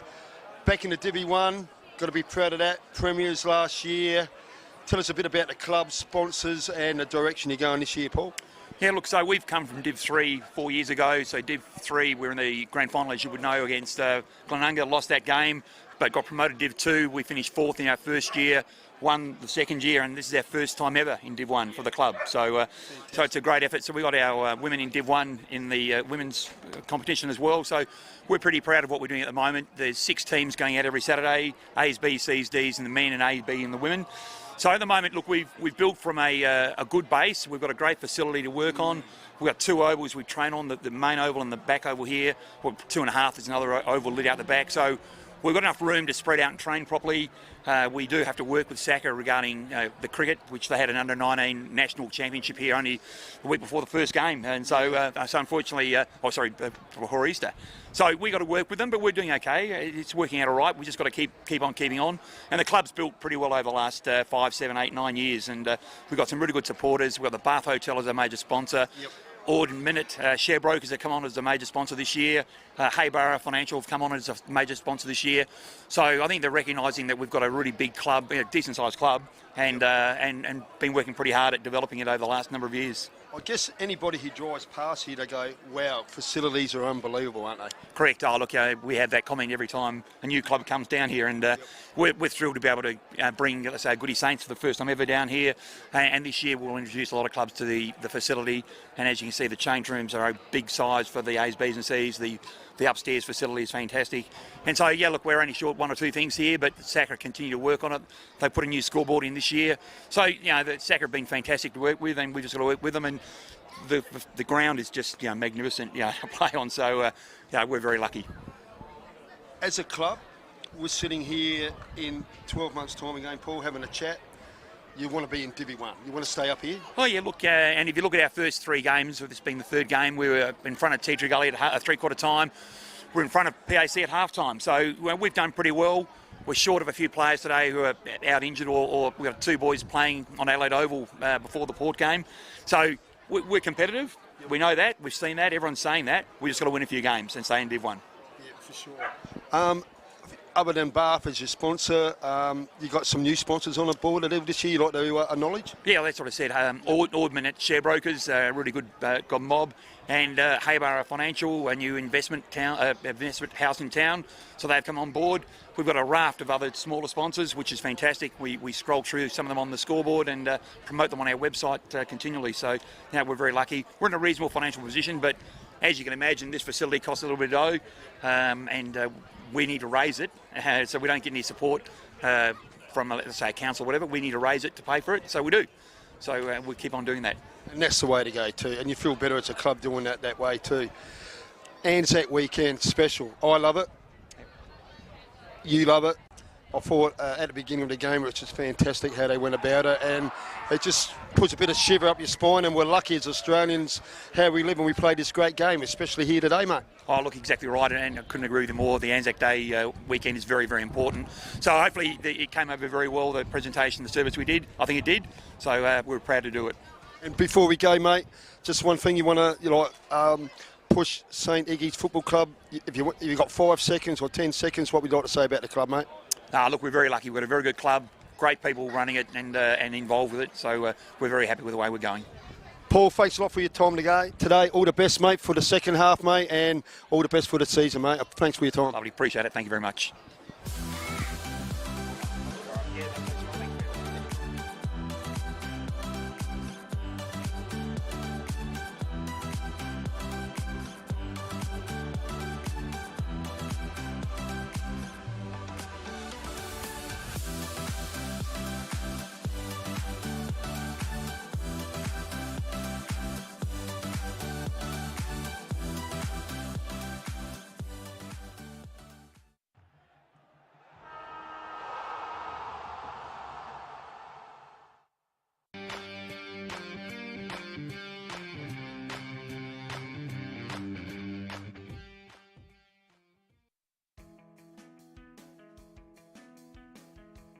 The Simon Black Academy is a 3-pillared program that combines both education and Australian rules football. Available in 4 states throughout Australia, the program covers 3 key areas. The first is an education component through the Torrens University. The second is the development of the participants' AFL skills, helping the player to become the best player they can possibly be. And the third is a leadership and growth program. The Academy is a perfect opportunity for participants who like football. They get exposed to AFL coaches and mentoring opportunities as they do their university degree. Based down at Norwood Oval and the Arc at Campbelltown, it is a fantastic program for anyone interested in sports management who loves football and wants to extend their education with a Torrens University degree. Feel free to check out the website simonblack.com.au.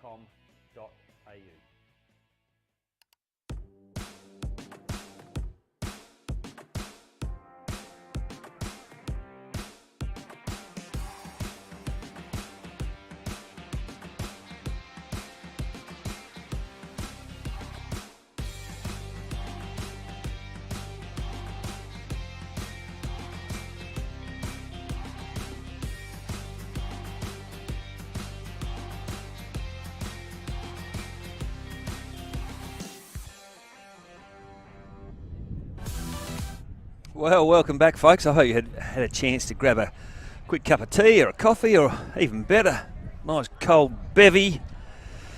After what's been a terrific half of footy, we are at Karen Rolton Reserve, and Goodwood Saints have just had the upper hand on the scoreboard more than anywhere at 7-6. They lead Old Ignatians 5-4. Crows are up by 1 point with 7 seconds to go, if you haven't been able to tune in there. And the other thing I must tell you is that It is freezing here at Arctic Park. I'm glad I wore my shorts and didn't bring a jumper. Scotty, what are you thinking so far, mate? Well, I'm thinking that my tips have gone out the window for the AFL. Good mate of mine, Steve Jackwey, lives across the road. Yes. And convinced me once again to go on the tips, which I hate doing. Yeah. And so far I'm bottom and just proving that I've got no idea about football. Well, funnily enough, I hate footy tipping competitions too, because unless you're in it, you know, and it's a pain in the neck having to do it every week, etc., etc. But Jeff Hurd, the historian of the league, Great man, was actually going to put a footy tipping competition that's together. right. And he came and rolled it past me one day and we caught up for a coffee, and I really liked the concept. And Hurdy, if you're watching at home, I don't know why you didn't get that up and running, because whilst it was a footy tipping competition, each week was an individual comp.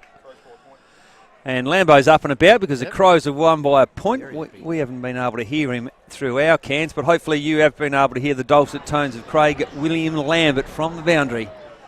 And we'll make our way down to him shortly. But fairly strong breeze. Yeah, it's still strong. From the right to the left as you're watching that at home. We'd love to have given you other scores from around the ground, but as I said, COVID has wreaked havoc on us today. We've lost our main man, Phil. He would generally give us the scores from all the other games. Getting phoned in, we haven't been able to do that today. We haven't had any stats for you today because our statisticians have gone down with COVID. Well, let's hope Phil has a shave too while he's got some time off. What do you reckon? Well, he was supposed to come today and drop off stuff too, and just didn't bob. Soft. And, you know, look, I mean, you might be crook, Phil, but there's no excuse for letting your teammates down. Anyway, Karen Rolton Reserve, what a place to watch a game of footy, and more particularly what a place to be able to play. The surface, absolutely immaculate. The old Ignatians Football Club must pinch themselves every day coming out to train here. Well, Scotty? I don't reckon they train on the oval. I reckon they're Oh, they training... do. On They this do, oval, yeah, they do. They were training out the back. No, I spoke with Bootsy during the week. Oh, jeez. One thing I will tell you, that their 6 of their first 9 games are away. So the other amazing stat, because I know you like stats, is that for the first 4 games, Old Ignatians play, actually the first 5, in the first 5 games they play 4 sides that played finals last year in Div 1. So welcome to Div 1. Okay, thank you. And then on top of that, they only are able to play 3 home games in the front 9, principally because it was still being used for cricket. Yeah. So they're able to train, but they weren't able to use the whole oval. The cricket pitch area was flagged off. They've now got full access to that, and I would think Bootsy would be giving them a bit of a boot at half-time, saying, boys, we're in it. We're clearly in it. They're down to 1 player on the pine. I think that's the key in this day and age with this footy, with the rotations. Clearly, Sam Lowby won't come back on. Yep. And Tom Lynch won't be coming back on it. So they're down to 1 on the bench. And as we suggested that maybe Jacob Hughes has got a bit of a shoulder injury. He's still out there, isn't he, Jacob? Yes, he certainly is. And that's Nicholas Crockhart starting on the bench, but he looks okay. And conversely for old Iggy's, can't see, I can see 2 players coming towards the interchange bench now, so that may be what it comes down to in the last quarter. Certainly if it appeared that James Kennedy was struggling a little bit, but I can see he's now back out on the ground, which is terrific for old Iggy's. We've been able to identify the strange number. Who was that again? Number 65, so Connor Bristow, changed from 35 to 65. Okay, so for Mr. and Mrs. Bristow at home, apologise for getting his name wrong. Stop ringing us. Well, we'll blame Paul Kirshner for that. We're going back into the middle. The most fascinating battle of the day has been between the 2 ruckmen, Tommy Carter and Braden DePrince. Let's see how they go now. DePrince it is who gets first hands on it. Not able to take it away. Gets second bite at it though. Carter now slaps it back. Favretto going at it. Iggy's come forward now. Iggy Saints, what's that, a crossover? They still have it here. Nice handball from Abbott. Good pressure from Goodwood Saints, however. Their defence has stood up pretty well for most of the day. Their one-on-one stuff's been terrific. Whatever restart, it's inside the forward 50 for Iggy's. Carter able to go that one unopposed because the Prince is back behind the footy. Holzbauer comes at it, been good all day. that could almost be a throw or holding the ball. Nothing doing. The umpire says play on. Nothing to see here. Just like the first quarter, boys throwing themselves at the ball willingly and not able to affect any real good chain of play. So we have a ball up. This time Iggy's go forward, goes to the square. McPherson comes at it. He's been lively, Cam McPherson. He had to compete against two there, but he's a likely sort. He's good on the ground. He's also good in the air. Goodwood Saints waste no time, though. They bring the ball out. It's gone to the back pocket. Looks like it might be Blessing with the ball. He goes long, and a nice catch by Angus Rana. Like the look of this lad. It's going to be hard for opposition sides to combat with that size. He'd be a 6'4", but his arms are about 7'4", I reckon, Scotty. He's certainly long and lanky. Prince not able to get underneath that footy, but Iggy's have all the answers here. Got the short kick into the corridor. If they can hit it, they do. It's Bradley Jones. Lays it off on the left foot now. They go inside forward 50. McPherson comes at it. He might get it back here. He does. Can he pick it up? He can't. They still are in control here, though, Iggy's. It's Edward Shaw, yeah. But Louis Whitelock. So there's the difference. Louis Whitelock very rarely misses with the kick, although Tommy Anderson on that occasion, the brother, not able to control the ball. And that wind, I think, is playing a little bit of havoc. Yeah, a little Scotty. bit swirly, I reckon. Yeah. So it's not straight up and down the ground. Looks like it's coming from the south. Edward Shaw did very well down there. Good at ground level. Yeah. And a good battle again in the ruck. Nice release handball. Puts Ferrari into a bit of space. He's had one already. That's his second for the day. The Ferrari, and boy, oh boy, didn't he move like a Ferrari then, Scotty? Yeah, he was flashed. Not like a Volkswagen that you drive. Oh, I wish. I've got the family truckster. Oh, right, good to hear. That's Hugh Ferrari's second. Puts Old Ignatians now out to 6-5. They trail, so that scoreboard was incorrect at halftime. That point's been adjusted. And it's Goodwood Saints by 7 points. 7-6 lead Iggy's 6-5, and that's the first goal of the game. I reckon they're going to need to be up by 2 by three-quarter time to win this game, Scotty. Yeah, I reckon you're right. That breeze certainly hasn't died down at all. Look at Big De Prince. Oh. Big De Prince is doing it all himself today. Oh, he's won the tap, he's taken the crumb and he's kicked it. And, well, sometimes luck's a fortune because that has landed in the arms of possibly Junior Grant, is it? Not sure, but whoever it is, it will be kicking with a good breeze at his back. Jones? Jones, is it? Okay. You're going to need to go probably right post, I think, with that breeze. I reckon he'll make the distance. Comes in, nice balanced. Nice run up. Good technique, straight in front. The ball drops a little bit queer, but boy, oh boy, make no mistake about that. That's 2 goals in a row for Iggy's.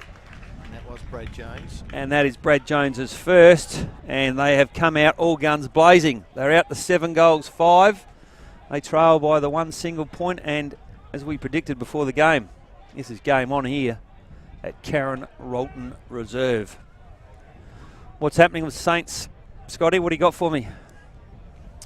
Well, I think they're going to definitely find not having that extra player on the bench is going to affect them. But Prudham is really doing that. De Prince is doing a great job in that ruck. Yeah. The first opportunity. Yeah, they've won the first 2 centre clearances, I would have thought. And there's another tap by De Prince, and again they go forward. Although Carter it is that ends up with it, goes the barrel, and I tell you what, sometimes footy's unfair because they had all the momentum of Old Iggy's, and Carter ends up with the ball. He certainly didn't kick it to him. I reckon. Kicks a barrel and it lands in the arms of Favretto, and who else would you want kicking for goal for you? The value of being in front for a rush kick, I guess. I don't reckon he's going to make the distance. No. He's put it out the space side for the tall giant. Oh, I thought he had almost done enough. The umpire says no. Favretto, Holzbauer, sorry. Iggy's got all the answers there, and that looks like Lawrence Comazetto now steaming out of the back lines. The left footer goes to the wing. Good kick, good defence by Josh Slape, however. And they're able to turn it back in their favour. Goodwood Saints. Blessing has it. He's got Holzbauer out here. Didn't see him. Still got his arms out, Benny.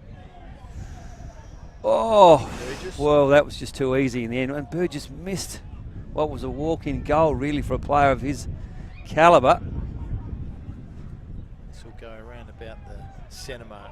Kennedy, bang, goes straight to the Prince. Anderson, now he's back in the back lines again. He can't make up his mind. Good kick. Again, it's Kennedy. Being very important for Old Iggy's today, Kennedy. Aaron Sayin. Nice bit of footy from Goodwood Saints. Gee whiz, that was a terrific effort by the Iggy's boy running back with the fly of the ball. Almost cleaned up Angus Rana. Didn't get the free kick, Angus. There's still a chance here, Goody Saints. Benny Holzbauer. No one able to take the ball, and we'll have a boundary throw-in. Gee, that was a tough contest, wasn't it? That kid from Old Iggy's rang back into Angus Rana. They're both feeling it from that contest. Good courage. That's what Yeah. you want. Yeah, well, Iggy's desperate to win their first ball. Rana it is that gets the tap, hits it twice, in fact. Left footer from Iggy's towards the boundary line. And that's a good result. Good relief of pressure. 7-minute mark of the third quarter, and the Saints lead by 2 points. Yet to score a goal this quarter, Goodwood. A couple of different ruckmen here. So where's the Prince gone? Oh no, the Prince it is, sorry, I beg your pardon, and Carter. The Prince does it well again, roves his own ball, almost like Carter likes to do. Christian Rook, he's got some length on that kick. He's just got it on the boot, and that's gone 50 metres. Yeah, there's definitely a bit in that breeze. As we mentioned, they need to be up by 2s. Only 7 minutes gone, so still got plenty of time, Iggy's.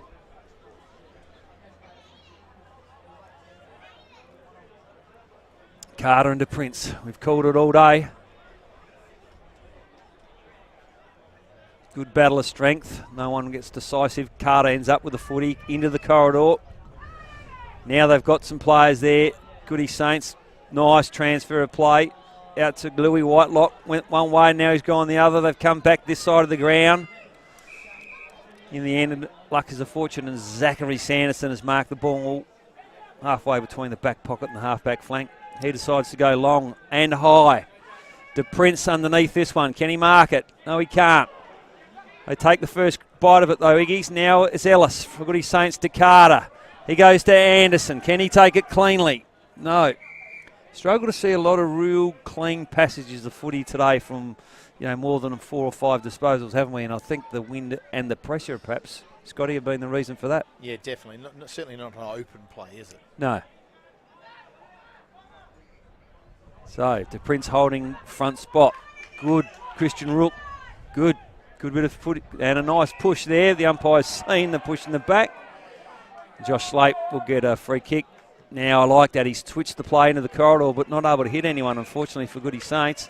And Hugh Ferrari lowers the eyes. Great kick. Good spot up. We've got player out the far side. He's now in Jared Centera. Goes towards the top of the square. McPherson drops what he should have kept.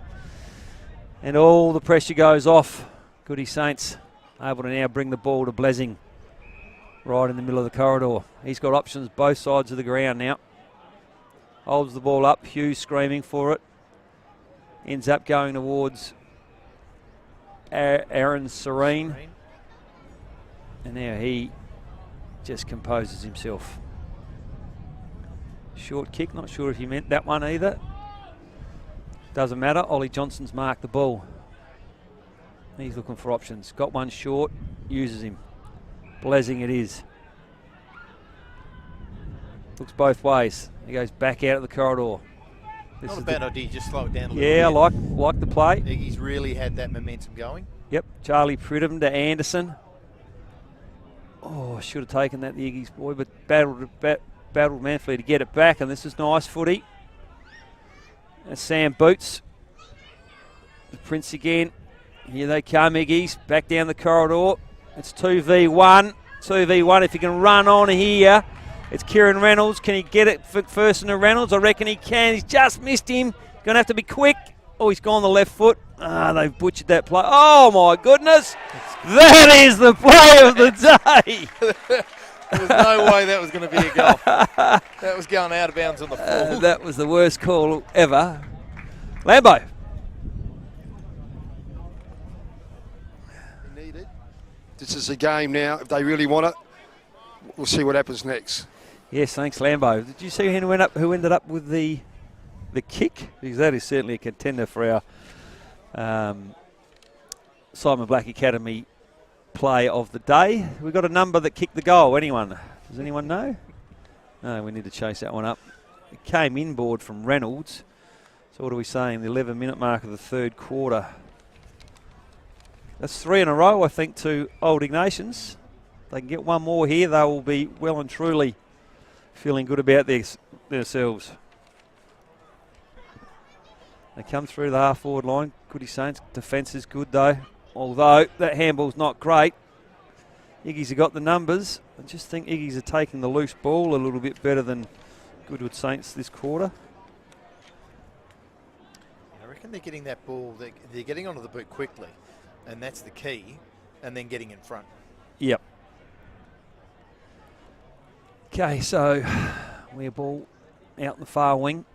Plenty of numbers around this contest. Jeez, that was like a rugby tackle. That was. He's just grabbed him by the scruff of the Guernsey and slammed him into the ground. Big De Prince has come in there and made a good tackle, though. Up against his namesake. They compete in the ruck. No, it was Favretto, actually. Now ball out for Goodwood Saints. Got some numbers around the back of the footy. Has to turn and push it down the line. Good mark. Not paid. Paid, yes. That's Angus Rana. Scotty? Yep, good mark there. Yep. Should have made that too. Yeah, under a bit of pressure from Murdoch. I'll get you to have a look where Burgess is playing, mate. I can't see him up forward. No, he's up, he's up centre forward. Yep, okay. So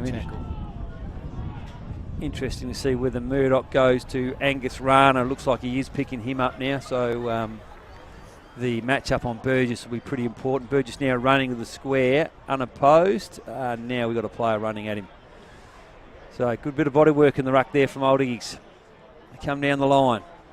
Need Big De Prince to make a contest here. He does more than that. He wins the ball, lays it off. Good tackle from Goodwood Saints. Nice handball from Iggies. Good quick kick, 1-on-2. It's going to be difficult. Louis Whitelock wasn't overtaken. It doesn't matter. Holzbauer. And they should be away here. Yep. Anderson nearly fell over his own feet. What's he doing now up on the wing? There's plenty of time to get set here. Great kick. Finds Angus Rana. Handball to Favretto. Keeps it low like that. Into the breeze. Burgess. Good. Burgess. Nice. Oh, had to hit the tackle. They had two players. That's his second miss for the quarter, isn't it? Just not quite sure these days. Just don't give that first give. Yeah. He's missed two important goals this quarter. Anyway, Iggy's, look at this. De Prince in the corridor. He's got a handball over the top. He's good enough. He doesn't. He goes the kick. Who is it? Nice kick. Wowie. What a transfer of play. I reckon that might be Brad Jones, is it? Yeah. Braden De Prince is on fire. He's well and truly in line for man of the match. And coming off at the 14-minute mark for a well-earned break, the big fella. I'm going to say that is, and look at the round of applause he's getting from his home club. So I'm saying that's a contender for the Simon Black Academy Player of the Day, the 14-minute mark. Great effort. And it was De Brunelli's Prince. come on, and also Will Abbott. Right, De Prince to Jones. All right, we're back in the centre. Old Iggy's in front by 2 goals, or 1.5, with plenty of time left, the 14-minute mark of the quarter. They've been done holding the football, the Goodwood Saints, and again they go into their forward 50. If he can knock this one on, he does. Same bloke, Jones, can he pick it up cleanly? Not bad below his knees, under a bit of heat. That's my godfather. He has kicked 2 in a row. Big Bradley Jones, that's his third. And I'm not sure, Scotty, but I'm going to say that's about their 5th in a row. Is that right? Definitely. So Saints haven't scored a goal this quarter. Right. Now that's their 5th goal. That breeze feels fairly strong here. We said 2. They're 2.5. But all the momentum. Yeah. And it always feels a bit stronger when you're kicking against it. Yeah. And they've kicked 5 in a row. Yeah. But I always thought it was nice to have the breeze in the third quarter than the last quarter. If you can get up by enough at three-quarter time, you just shut the game down the last quarter. Much easier than having to win it. Exactly. Third quarter is just such an important game. Yep. So Carter, this time he's up against Edward Shaw. Follows his work up. Favretto out the back. He's got Slape if he can get it to him now. He does, but he doesn't take it cleanly. And again, they got the numbers here. Old Iggy's knocked on intelligently by Matthew Brinoli. But run down beautifully by Holzbauer, who's clearly been the best player for Goodwood Saints to this stage. Great tackle. Fantastic tackle. Nice by Matthew Brinoli out of the middle. Right, he goes to Slape in the back pocket. He is slowing the game right down. I'm not sure you'd be going back that slowly when it allows Iggy's to push all their players up the ground. Big Carter takes a one-hander, does it well. Good handball. Is that Heitman? That's Lucas. Jacob Heitman. Jacob Heitman. Yep. He kicked it out in the fall. And again, They've got the momentum. they have. Lawrence Comazetto's been solid, the left footer. I don't mean just in build, I mean in game. Scotty? Yep, and looking quite good too. Good mark by Carter though. Gives it for Favretto. He looks to switch the play. Holzbauer has actually turned his back there. Oh, wowee. That is 25. That is a big hit, courtesy of Hugh Ferrari. Not what they needed at this stage of the game, Old Iggy's. Good thing is, Benny Holzbauer is okay. A few of the Good Saints boys are very unhappy with that treatment, but he's been yellow carded, has he? Yep. So he'll come off for 10 minutes? He will, yeah. He's allowed to be replaced. He's got a bit of spunk. If he's related to Brian Ferrari, it's no surprise. Probably Brian's grandson, actually. One must find that out. Great seats too, I might add. Great seats. Yeah, Suits, suits. yeah.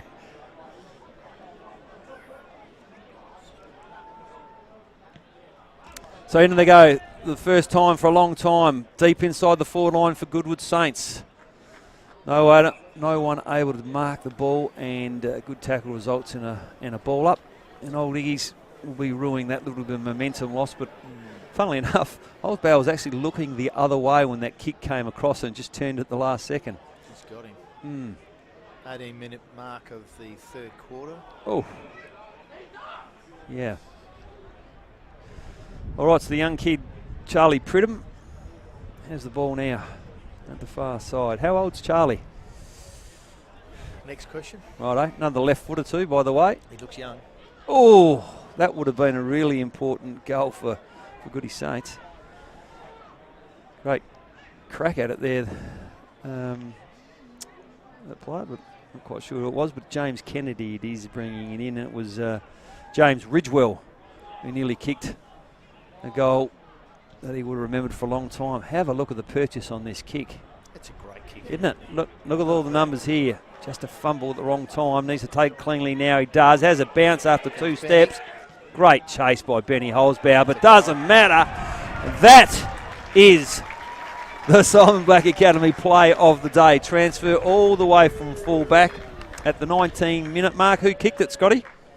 That's a good question. I was looking at the scoreboard. We need to find out who kicked that. So we've got a 20-point margin. 20-minute mark of the third quarter. 11-5 to 7-9. Iggy's up with a bit of a breeze. And I'm telling you at the moment, Footy Saints are in trouble. You've written them off? No. Oh, Saints right. are in trouble. 4 goals. 3.5 goals. So they'd need 4 for the last quarter. There's 20 minutes gone, but all momentum with Iggy. 6 goals to nothing this quarter. Carter, I reckon they need to get the Prince back on Iggy's as quickly as possible because, well, having said that, that's a good tackle. And they're giving him a well-earned break and maybe thinking about using him for the whole last quarter. That'd be my guess. Now Goodwood Saints, big Carter there by himself in the middle, gives it to Favretto. Got to get something from here, don't they? Got the numbers there, he's got a free kick. So Carter's influence in the last 3 or 4 minutes since the Prince has been off the ground has been profound, and this goal is the result of him being unattended there in the centre square. Yeah, they put Edward Shaw in as their second ruck, and just against Carter, just not quite there.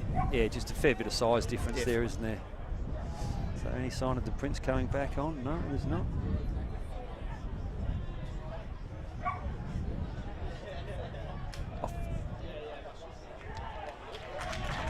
That's a goal, good goal. Good goal, who kicked Saints' that one? first goal. Angus Rana. Angus Rana. It's his second goal for the match. Okay, sorry folks, I'm just trying to write down the Matthew Benoli's last goal as a contender for the Simon Black, the coast to coast. But equally and more important for Goodwood Saints is they've managed to peg one back and get their first goal for the quarter. Pushes them out to 8-9 chasing 11-5. So 2.5 goals only the margin. Certainly gettable for Goodwood Saints. We've seen them come from this position many, many times before, even though the Prez has written them off. There's another fine. Hey, Carter again hacks that one out of the ruck.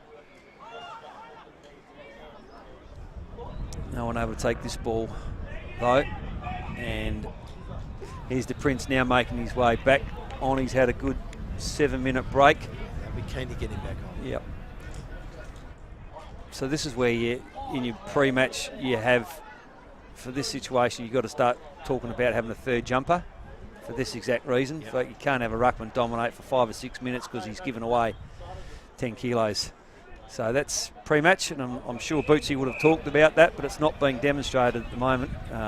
Carter getting clear hand on footy here. See what happens. Ozzy Murdoch would be the one I would say, but once again he's able to compete one-on-one. They handball it over the top. Do you reckon they have a set time for De Prince to come off? Yeah, every they would do. quarter, and then he just comes off for 6 or 7 minutes? Absolutely. And then bring him back on again. Yep. But as I said, you know, you've got to have a contingency plan for that time when you know your second ruckman is going to possibly be up against or giving away 20 kilos. You've got to have a second jumper. And Ozzy Murdoch has done it a lot for Old Iggy's in the past. Yep. But anyway, that ruckman is now coming off and the Prince back on the ground, and Old Iggy's go inside forward 50. Can they take the ground ball here? They can, and that's beautifully done by Matthew Benoli. He goes towards the top of the square. Fantastic leap by Aaron Serene. Oh my goodness. Cartwheel over the... No problems whatsoever. Degree of difficulty there, Scotty? Yeah, I reckon about a 9.5. Yep, the Olympics still a few years off yet, but Gymnastics. yeah, certainly a chance. So locked inside the forward pocket. 24 minutes gone now. The Prince hands on ball. Goody Saints under a bit of pressure here. Carter gets it, does it well. Handballs it towards Heitman. What can he do with it? Everyone screams holding the ball, and holding the ball it is. Well, this is going to be a really important shot for goal too. If you can pick a number up for me, I'd appreciate that, Scotty. Maybe Tommy Scanlon is my guess. 21, is it? It's a long way over from there. Yeah. I'm going to go with 21. You keep your eye on that. Yeah, right. So Tommy Scanlon, if he's any good, if he's half as good a kick as his old man, this will have no problems. One of the greatest halfback flankers the Norwood Footy Club's ever seen, Justin Scanlon. So hopefully this is his son, Tom. Tell you what he'd want to be. I don't think he's going to make the distance. Oh, it was almost a second Falcon. Anyway, Goodwood Saints will get the kick in. If Favretto ends up with the ball, well, that is holding the ball again all day, every day. And this kick is played on there, and almost 25. Goodwood Saints remonstrating. Tommy Anderson, no, it's not Tommy Anderson. Remonstrating with the umpire. Slate, yep. Don't argue with the umpires. The umpires actually arguing amongst themselves at the moment, but doesn't matter because Connor Bristow has the ball. Did you work out whether it was 21 that had the last shot of goal? I reckon it might have been Will Abbott. All right, apologies to the Scanlon family. Connor Bristow. Oh, looks good off the boot. Looks good off the boot. It is good off the boot. Old Iggy's out to 12-6. Back to the 3.5 goal margin. They lead Goody Saints on 8 goals, 9. What are you thinking, Scotty? 26 minutes gone, 3.5 goal. Would you shut it down if you were Iggy's? Would you be happy with 3.5? Let's Lambo. listen to Lambo. 7-goal quarter, boys, from Iggy's at the moment. Fantastic footy, winning all over the ground, in the ruck, and especially at ground level. Let's see if they can keep it going. One thing I do know, Scotty, and that they would have been words of wisdom. Back into the centre square. The Prince, this time it's Carter. Comes the way of Goodwood Saints 2. Now it's Serene. Steal the ball, bobbles this way, bobs that way. Slape underneath, could have got a free kick against Brinoli. He has. Solid unit, isn't he, Brinoli? Bit going on off the ball too, but Slape's earned the free kick. So we saw the Goodwood Saints players just here in front of us as well, or just blowing hard. Jacob Heitman. Heitman, yeah. Just their skill errors are really making a difference at the moment. Favredo's played well. Now plays on. The Prince is in good position here though and marks the ball. Want to play on there, looks like they've shut down, but I would think they've got the breeze. They'd still want to try and score. But they have shut down. He would want a handball because the last time he kicked from here it went out on the full. He's going along for no one. Kick. No, Serene will take that. Yeah, that's a poor kick, really. Slape back inside the corridor. Player loose on the outside wing. Yep, Charlie Pride, the country and western singer. There's the Holzbauer, round the corner. Oh, just didn't do enough, that kid. 65 for Iggy's. It's okay though, it hasn't resulted in a goal. Anderson back up the forward lines. He's been done holding the ball. Maybe the message come back from the duck, from the wedding. The handball was there. Yeah. It's that first handball. Yeah. 10 seconds is the call from the timekeeper, so all the players will be aware of that. It's the fastest 10 seconds of my life. And a fantastic quarter of footy by Old Iggy's. Half-time, the three-quarter time score, 12-6 Old Iggy's. Can they hang on and win their first ever game of A-grade footy in the Division 1 comp after their B-grade won earlier on today and their first game at home? So they've kicked 7 goals in that quarter. 7-1. So that's not just about momentum. That's not just about win, I should say. That's about momentum and definitely the better play. So we'll go to a break now, and when we come back, Scotty, I'll get your thoughts about what Goodwood Saints need to do to redeem themselves.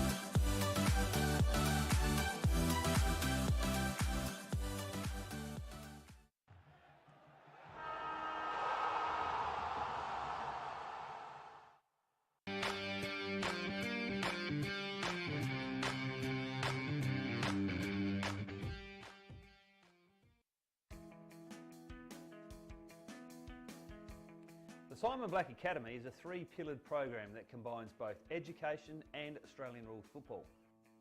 Available in 4 states throughout Australia, the program covers 3 key areas. The first is an education component through the Torrens University. The second is the development of the participants' AFL skills, helping the player to become the best player they can possibly be. And the third is a leadership and growth program.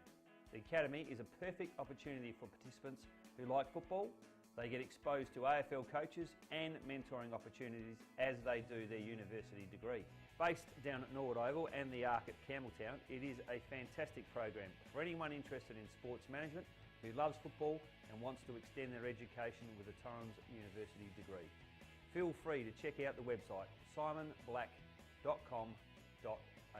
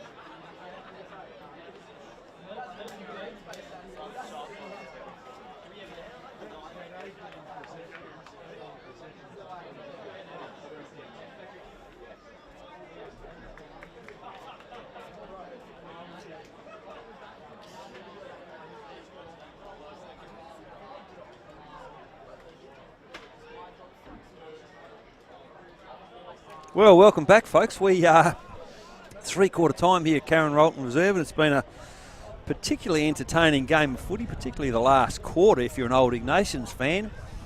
And as our camera is out there, we can see plenty of numbers around their huddle. The old-timers are desperate to see old Iggies win their first game of footy. But we'll now go to Craig Lambert.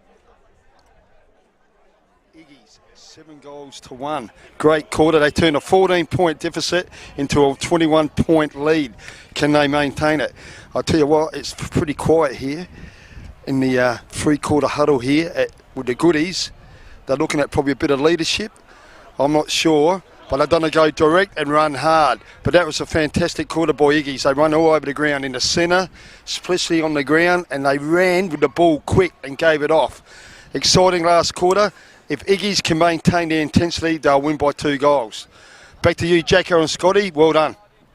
Thank you, Lambo.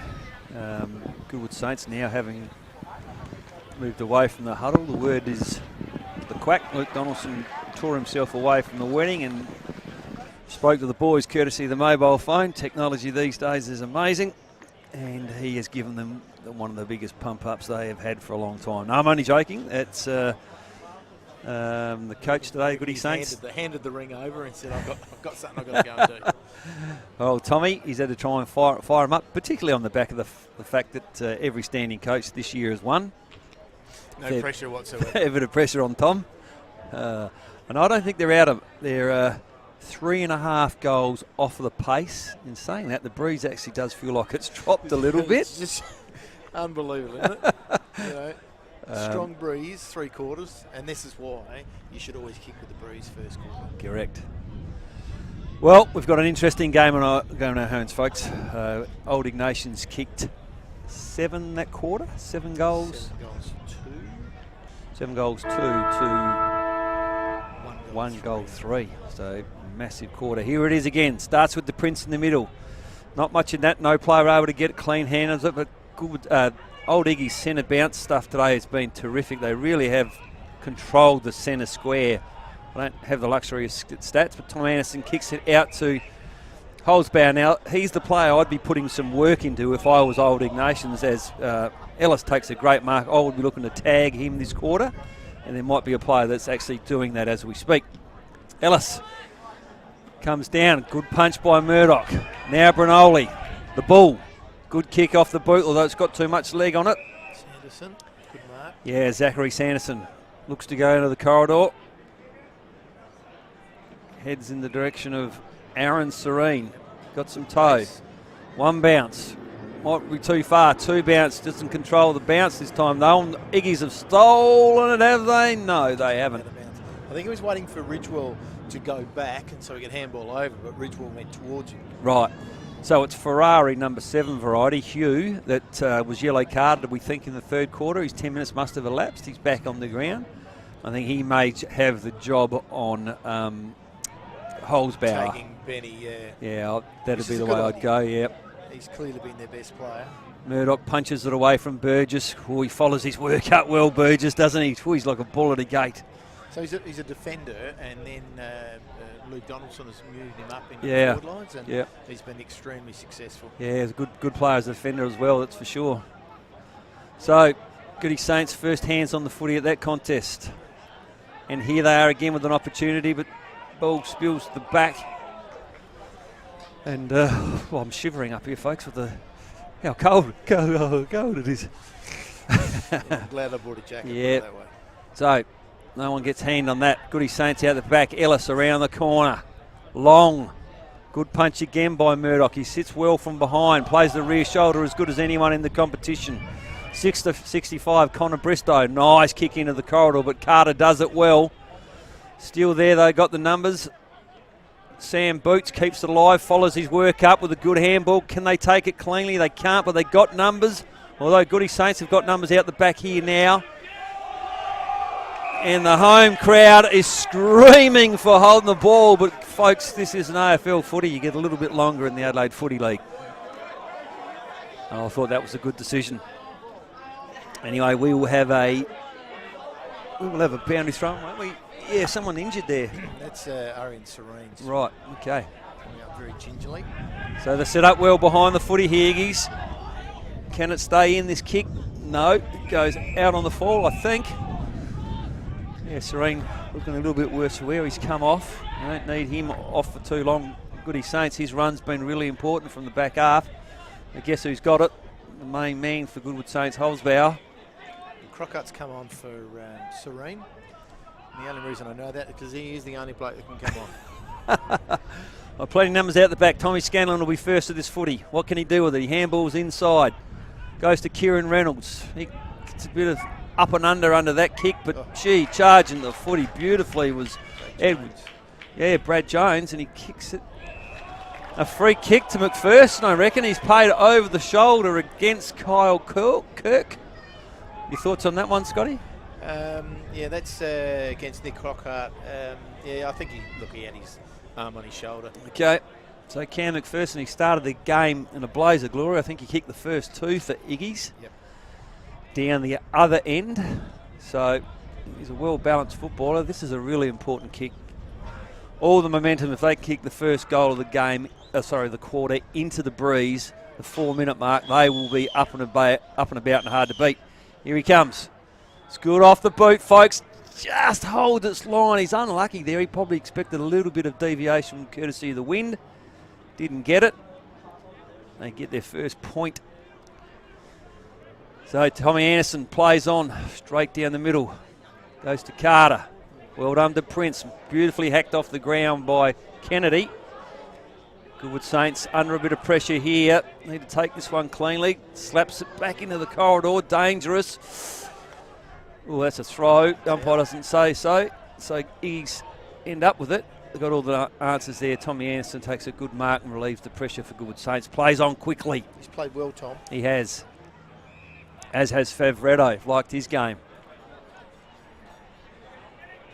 22. James Ridgewell, yeah. Important kick, this important ball to be won. He kept his feet well, Burgess. Good footy, and then laid the handball off because he took two players. Back to Favretto. Releases Scott Blessing, and he kicks down the line. Rana just couldn't quite get that. Good pressure from Iggies, though. Yeah, good example of the importance of keeping your feet from Nick Burgess. He does that well. He doesn't go to ground easily. He's got strong through the hips, strong through the core. Good core. Boundary throw-in. The Prince could have got a free almost, doesn't. Umpire says play on. He follows his work up. Carter's giving him a good battle. And Iggies will love this. They'll just try and hold the ball up as much as they can. Well, that's it. Stop Saints getting the flow on. Yep. They've yet to kick a goal, have they? You know, we're 6 minutes in now. If they can get to I always thought if you can get to the 10-minute mark and hold them from scoring, then the pressure starts to build up and it just becomes harder and harder if you can hold them for the first 10. Saints have got to kick 4 goals. Yep. Interestingly enough, it's one-on-one around no one, no team playing spare behind the ball at this stage. Thought Iggies might look to do that with Aussie Murdoch, but he's picking up Angus Rana, who's proved quite lively in the air for Goodwood Saints. So no ruckman gets that, but Iggies end up with the footy here. Their on-ball brigade has been pretty good, but that's a nice bit of play by Goody Saints. Burgess not able to take the ball. Right. Head high.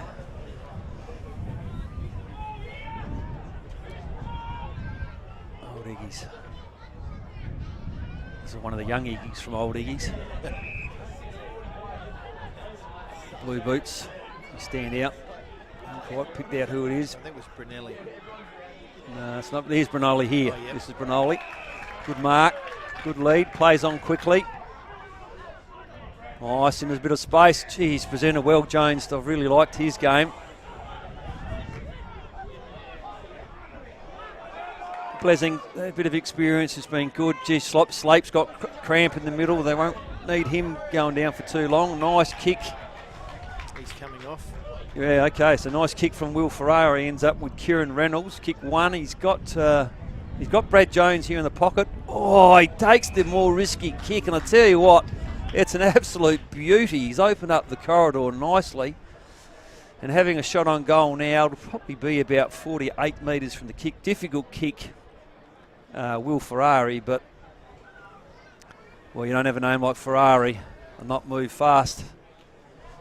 Your thoughts, Scotty?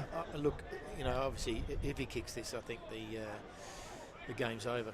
Figaro, the lady will sing. Oh my God, it's held its line. Jeepers, it's touched by Big Carter right on the goal line. That would have been almost it. Goodwood Saints play on quickly. Louis Whitelock, watch this kick. This will hit the mark. You can bet your balls. Oh, you bet your something on that. Bottom dollar. Bottom dollar, thank you. There's a bit of heat there from Iggy's though. Gee, their ability to win the ground ball's been good. That could have been holding the ball. Goodwood Saints now. They're under pressure. Heitman hits it towards Kirk. Does it nicely through traffic. Can he hit the target though? He can't. 18. Isaac Ryan in his 150th rig. He did it exceptionally well defensively then, but gee, the players are throwing themselves willingly at it, and I've liked Kyle Kirk's game as well. I think he's a real competitor. Yeah, he's playing well. He has indeed. Rana going they've back. got to, don't they? They've got to put their body on the line at the moment. If they think they're a chance of winning, Yep. the next probably 5 minutes is critical. Yeah, we're out to we're 9 minutes gone. Mentioned that 10-minute mark being crucial in the minds of the players. Blessing has it now. Liked his game too, and that's a beautiful kick to Favretto. Oh, unlucky. Favretto's had a leather poisoning today. He's been very good, and his kick is terrific. When they're going to go to the back, nicely controlled by Old Ignatians. Tommy Scanlon kicks it out to space. They've got all the numbers here. There's 3 of them going to be first to the ball. Now this is the important one. Can they chain it up? They can. Nicely done. Good footy. That handball missed the mark. Put this kick under a bit of pressure, but good enough. Good enough. What's this kick look like? It looks good off the boot. Wowie, wowie. Kieran Reynolds is going to go for his second goal and the nail. I'm calling it at right on the 10-minute mark. Yeah, I think you're right, Jacko. If they're going to win this game, they need to have got a couple of quick goals in that first 10 minutes.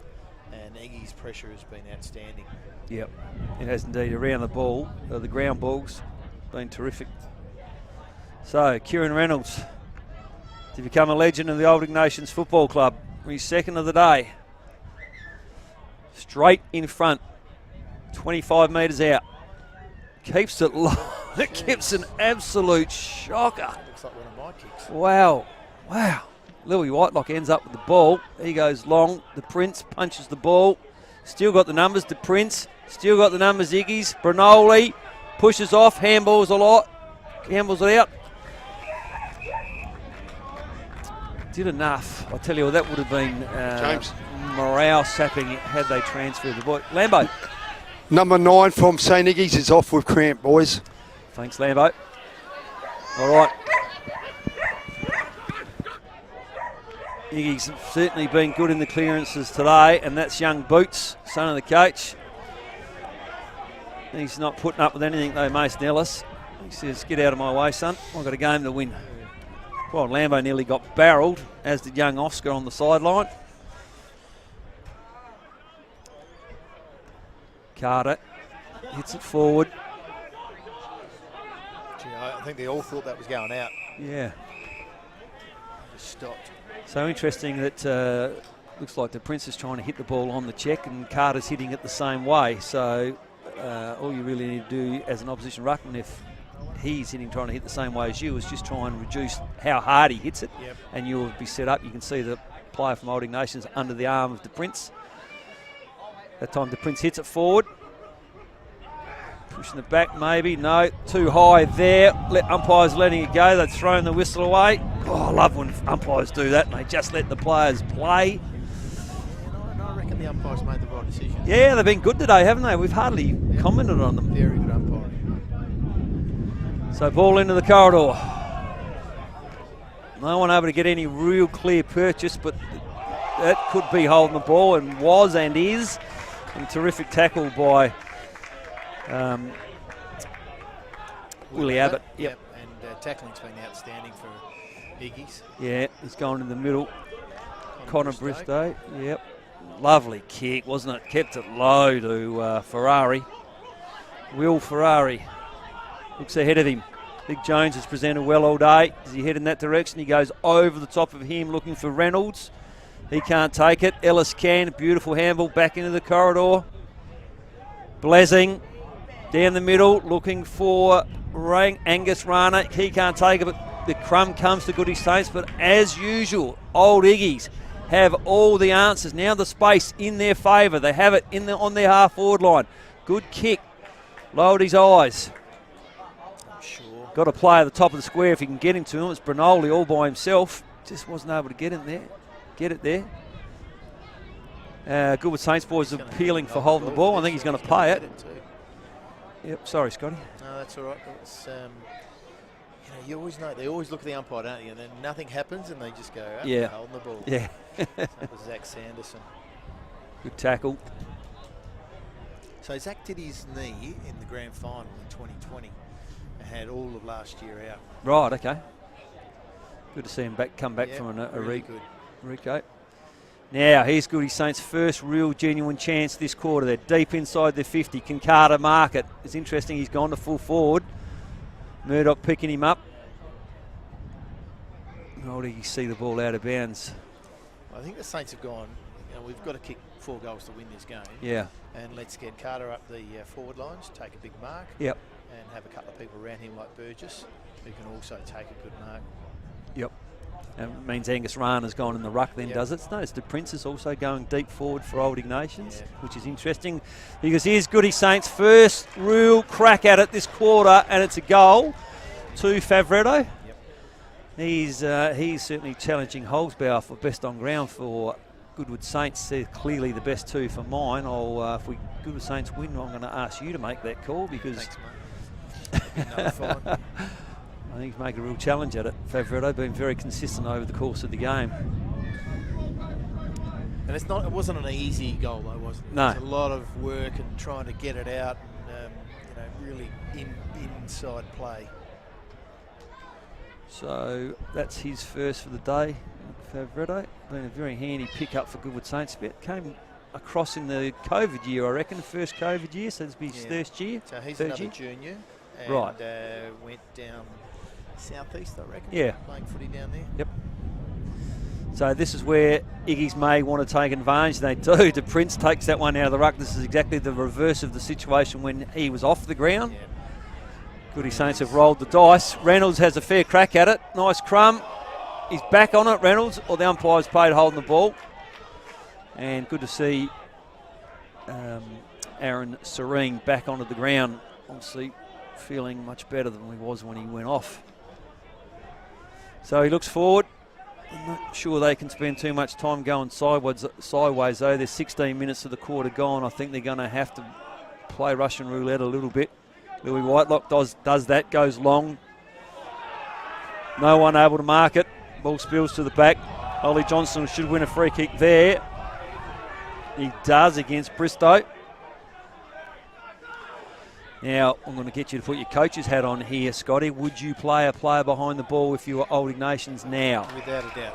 Correct. No so doubt would whatsoever. Have a look at the player in the corridor, Bristow. Can he get it to him? Be a risky kick. He's going to go that way, I think. No, he's got another player, Ferrari. Lively type too, isn't he, this young Ferrari? He looks really good. Yeah.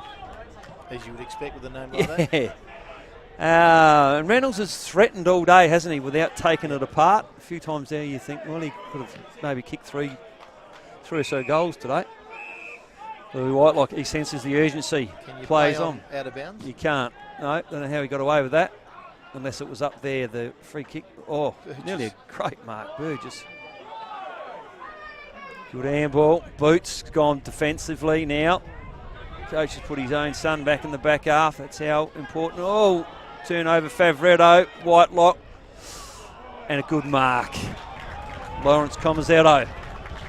Cometh the hour, cometh the man, Lawrence Comazetto. Takes his time. It's a great effort. Yep, was a good mark. 17 minutes, and Ferrari's having a particularly good last quarter. Oh, Bootsy's starting to get a little bit excited now. He'll be looking at the clock constantly. 17 and a half going. Could not see that in the sun. Brave kick. Will Abbott transfers the play. They've been good getting into space the last quarter and a half, Iggy's. Again, look, Goodwood Saints boys look tired now. It's almost like they've given up. Reynolds. Oh, see what I mean? He does everything.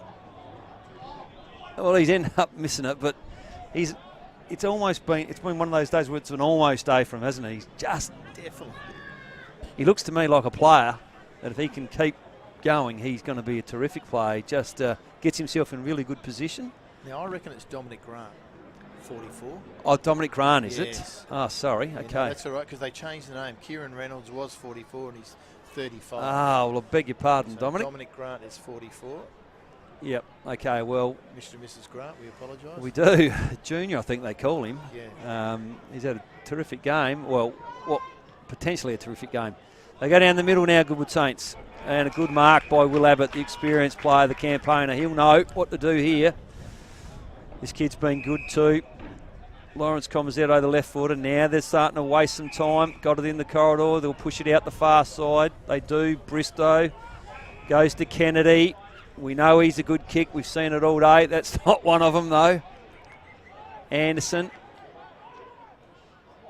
Probably need him up forward the way he was kicking goals earlier. Yeah. He needs to get on with it. Might as well lose by 6 or 7 than just lose by 3. They might as well have a crack at it. The Prince, have a look at that. There's the best man on the ground for mine. Handball out the far side. This side they come. It was Goody Saints' smallest player against Iggy's biggest player. Yeah. Never going to win that. 19 and a half. Won't be a lot of time on either. Hasn't been a lot of goals. Louis Whitelock. Ball spills to the back. Goody Saints got it. Control Anderson. Good handball in the corridor. The kid has it now. Charlie Pridham. Oh, ball goes through the hands. Geez, a few mistakes being made there from Goody Saints. And Old Iggy's made him pay. Kick around the corner. No one there. Anderson. Have a look at the numbers behind the ball. Old Iggy's not really worried about scoring now. They want to shore it up. So you got the big Prince now playing behind the play. This is Bradley Jones. He's kicked 3 for the day. Lays it off to Kennedy. Who's this again? So this is Dominic Grant. Dominic Grant. Look at the handball of the Ferrari. There's the nail. There is the game. Game, set and match. Old Iggy's are going to make history here today. Goodwood Saints, say what you like about the Goodwood Saints Footy Club, but they have a sense of theatre about them. They have rolled up today and thought, you know what, we're going to let Iggy's win their first game of the year. Yeah, we had a big meeting about that during the week. Off to Lambo. Over the boys at the moment. Great second half, and away they go, and they win by another 2 or 3 goals, boys. Keep at it. And I can see Goodwood Saints appealing for another grant this week on the back of being the good footy club again. Is there a grant for giving a club its first win in Division 1? There should be. Well, we'd win it. Old Iggy's take nothing away from them. They've been terrific today. 13-9, they now lead by 4 goals. And they can't be beaten. You wouldn't have thought. 21 minutes gone. The left foot again. It's penetrating left footer. Brinoli now. Been really good in the second half. That kick just reading the play best of all, I guess. I mean, not that we can hear Lambo, but I have no doubt he talked about the run of Iggy's. Yeah. They've looked fit, haven't they? And look, you always do when you're winning anyway, but I guess it was the third quarter. They were just ability to get the ball into space. That's some good height too. I like the look of this bloke, James Kennedy. I don't know what his background is, but he's a genuine 6'3", 6'4", centre back, full back. Most importantly, he's got a terrific kick. So, playing for the free kick, not getting it. Far off a free kick. Yeah, a bit stiff. Rinaldi ends up with the footy. As I said before, won a Division 1 medal back with Tea Gully, I think it was. Yes. 7 or 8 years ago, I would have thought, and then went to Norwood and spent a bit of time in the River Murray competition. Good pick up for old Iggy's. And as we discussed at the beginning, that's what you've got to do. Go up to Division 1, you've got to pick up some players, keep your current players. Yep. So Slate goes long, good mark on that occasion by Angus Rana, the silent G, he's known as Goodwood Saints. Angus. Now they have an opportunity, although Iggy's 2 players there. Got all the numbers this side of the ground too. They go to Boots. He's got Will Abbott. They've controlled the ball well too. Their tempo footy's been good this quarter when they've needed to burn the clock a little bit. They've done that well. And that's exactly what they're going to do. Yeah. Maybe 3 minutes to go. Hold the footy up. And got your first win in Division 1. Carter gone back in the ruck too.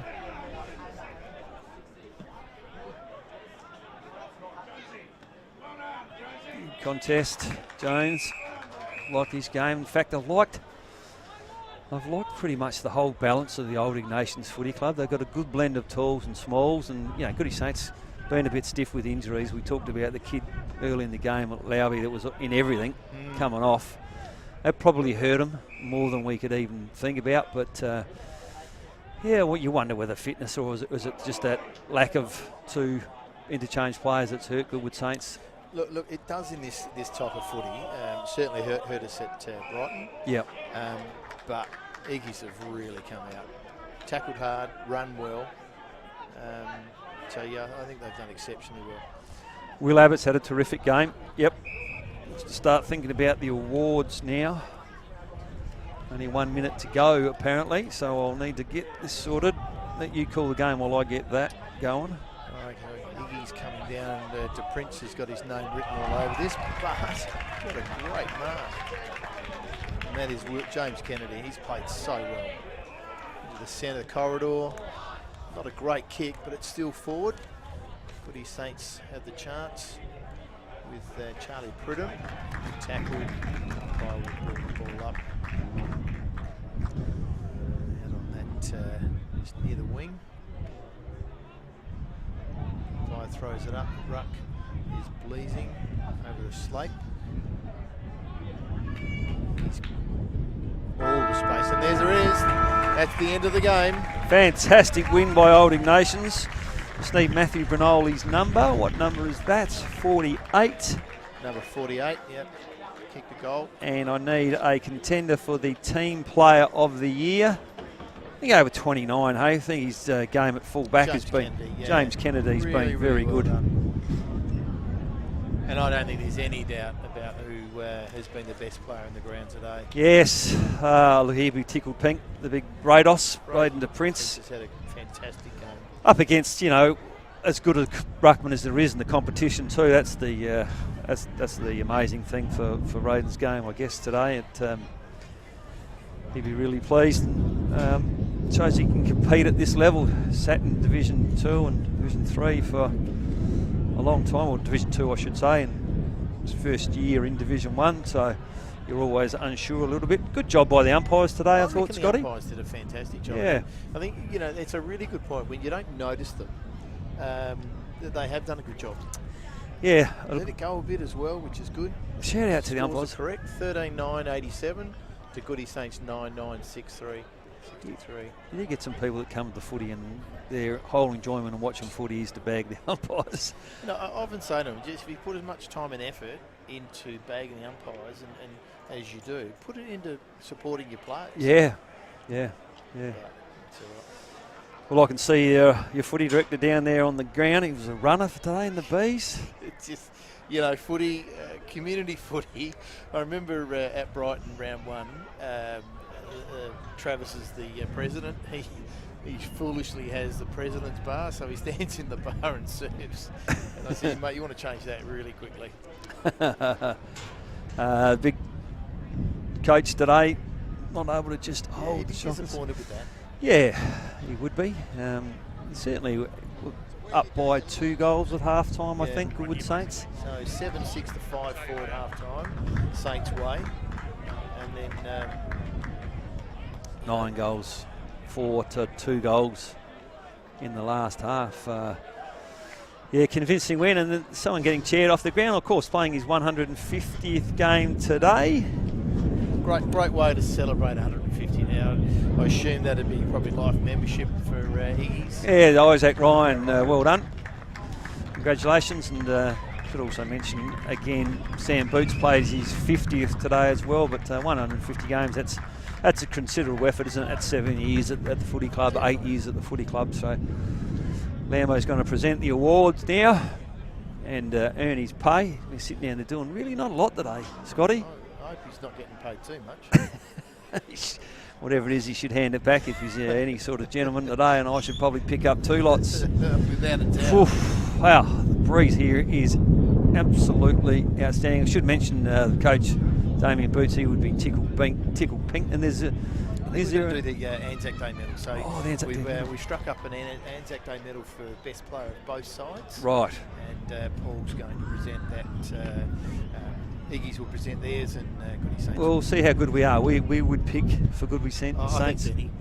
You go Benny? I'm going to go Favretto. Okay. Yep. And the Prince. And I think the Prince easily. Great number 40, congratulations. Step back to the box. Hope you can hear this clearly at home, folks. Game played in good spirit, well done to both teams. Goodie Saints, thank you very much for a great game today. Only years order. Being Anzac Day, we're an Anzac Day. It's well out.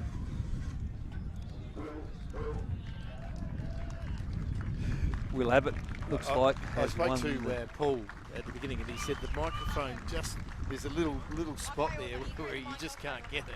Right. Okay. He's got to come right back.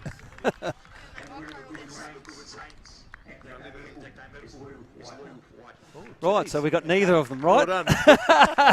What game are you watching? So, Will Abbott certainly had a good game, and Louis pretty solid for most of the game. Goodwood Saints, not sure who voted on those. Was it the coaches from each of the sides, was it? Or Certainly wasn't us. yeah. No, I think we got that one right with Big Braden to Prince. But take nothing away from Will Abbott, he certainly was, and their whole midfield really was pretty dominant, wasn't it? They're really good pace. Yeah. And I reckon Saints hand skills. Yeah. And that's pressure. Yeah, The more correct. pressure you have, the less your skills are. Yep. So it's a fantastic effort by Old Iggy's. Yeah, their first win will give them a lot of confidence, and tell you just quietly, who gave me the stat about only one side winning away from home, and that was Damien Boots. Okay. So he's kept that Yep, running. done very We've got well. Lambo now with the awards. Just getting his photo taken first of all Spirit, before he everyone starts. prepared well. Everyone had a nice balanced meal for breakfast, and I think that showed us well today. Well done, James. Good stuff. And Simon Black, Academy Player today for our Para Aid and Archies. For you, for Bruno. Well done, mate. Yeah, thanks, mate. And what do you think of Anzac Day as a whole, mate? It's just a great spectacle, isn't it? I think the build-ups are, a bit tingly. You get a bit nervous and stuff, but I've played in a few of them now, so. Well done, mate. So what you got? Some Powerade for the boys, and I've got you a large pair of just like your arms, mate. Absolute gentleman. I've got you some Archies. All right, well done, mate. And best on ground today, Brado. Well done, mate. Thanks, mate. Good stuff. Yeah, cheers. We got you a Mosley voucher. Beautiful. And the beanie you got to put on now. Put it on. Good stuff.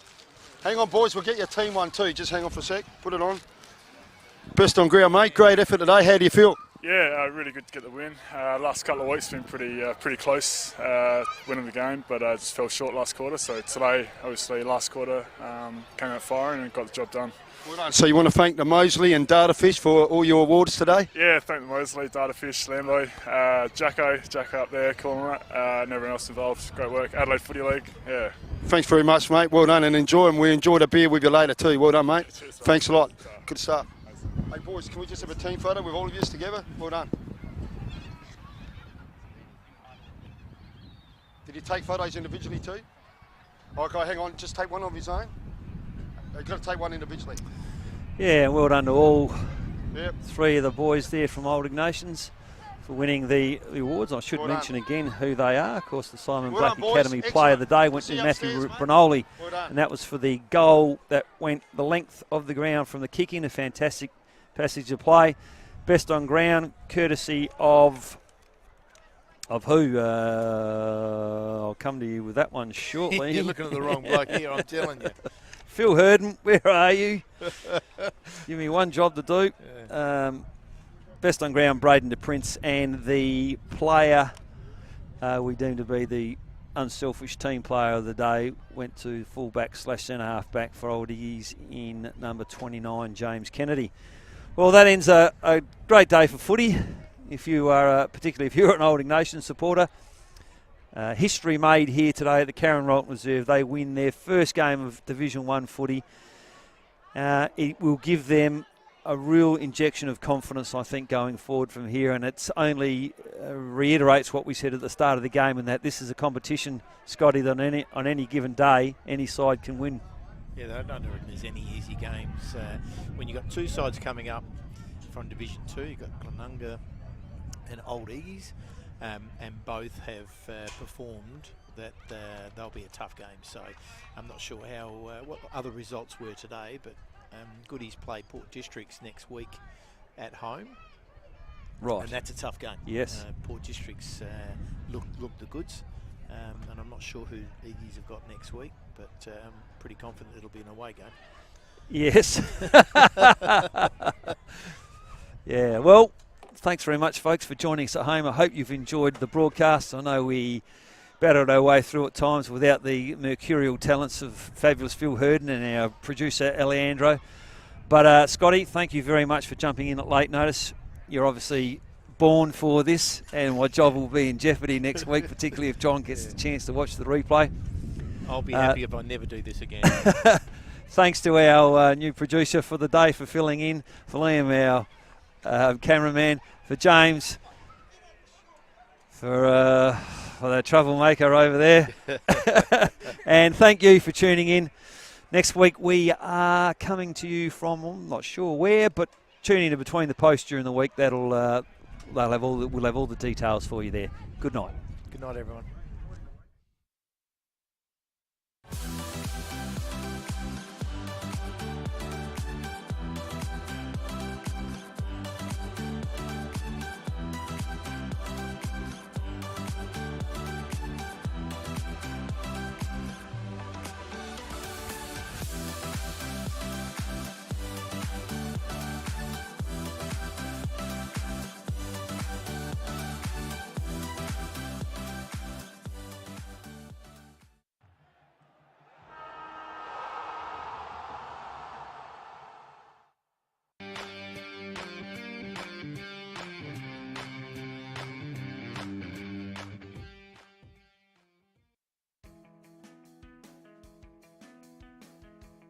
The Simon Black Academy is a three-pillared program that combines both education and Australian rules football.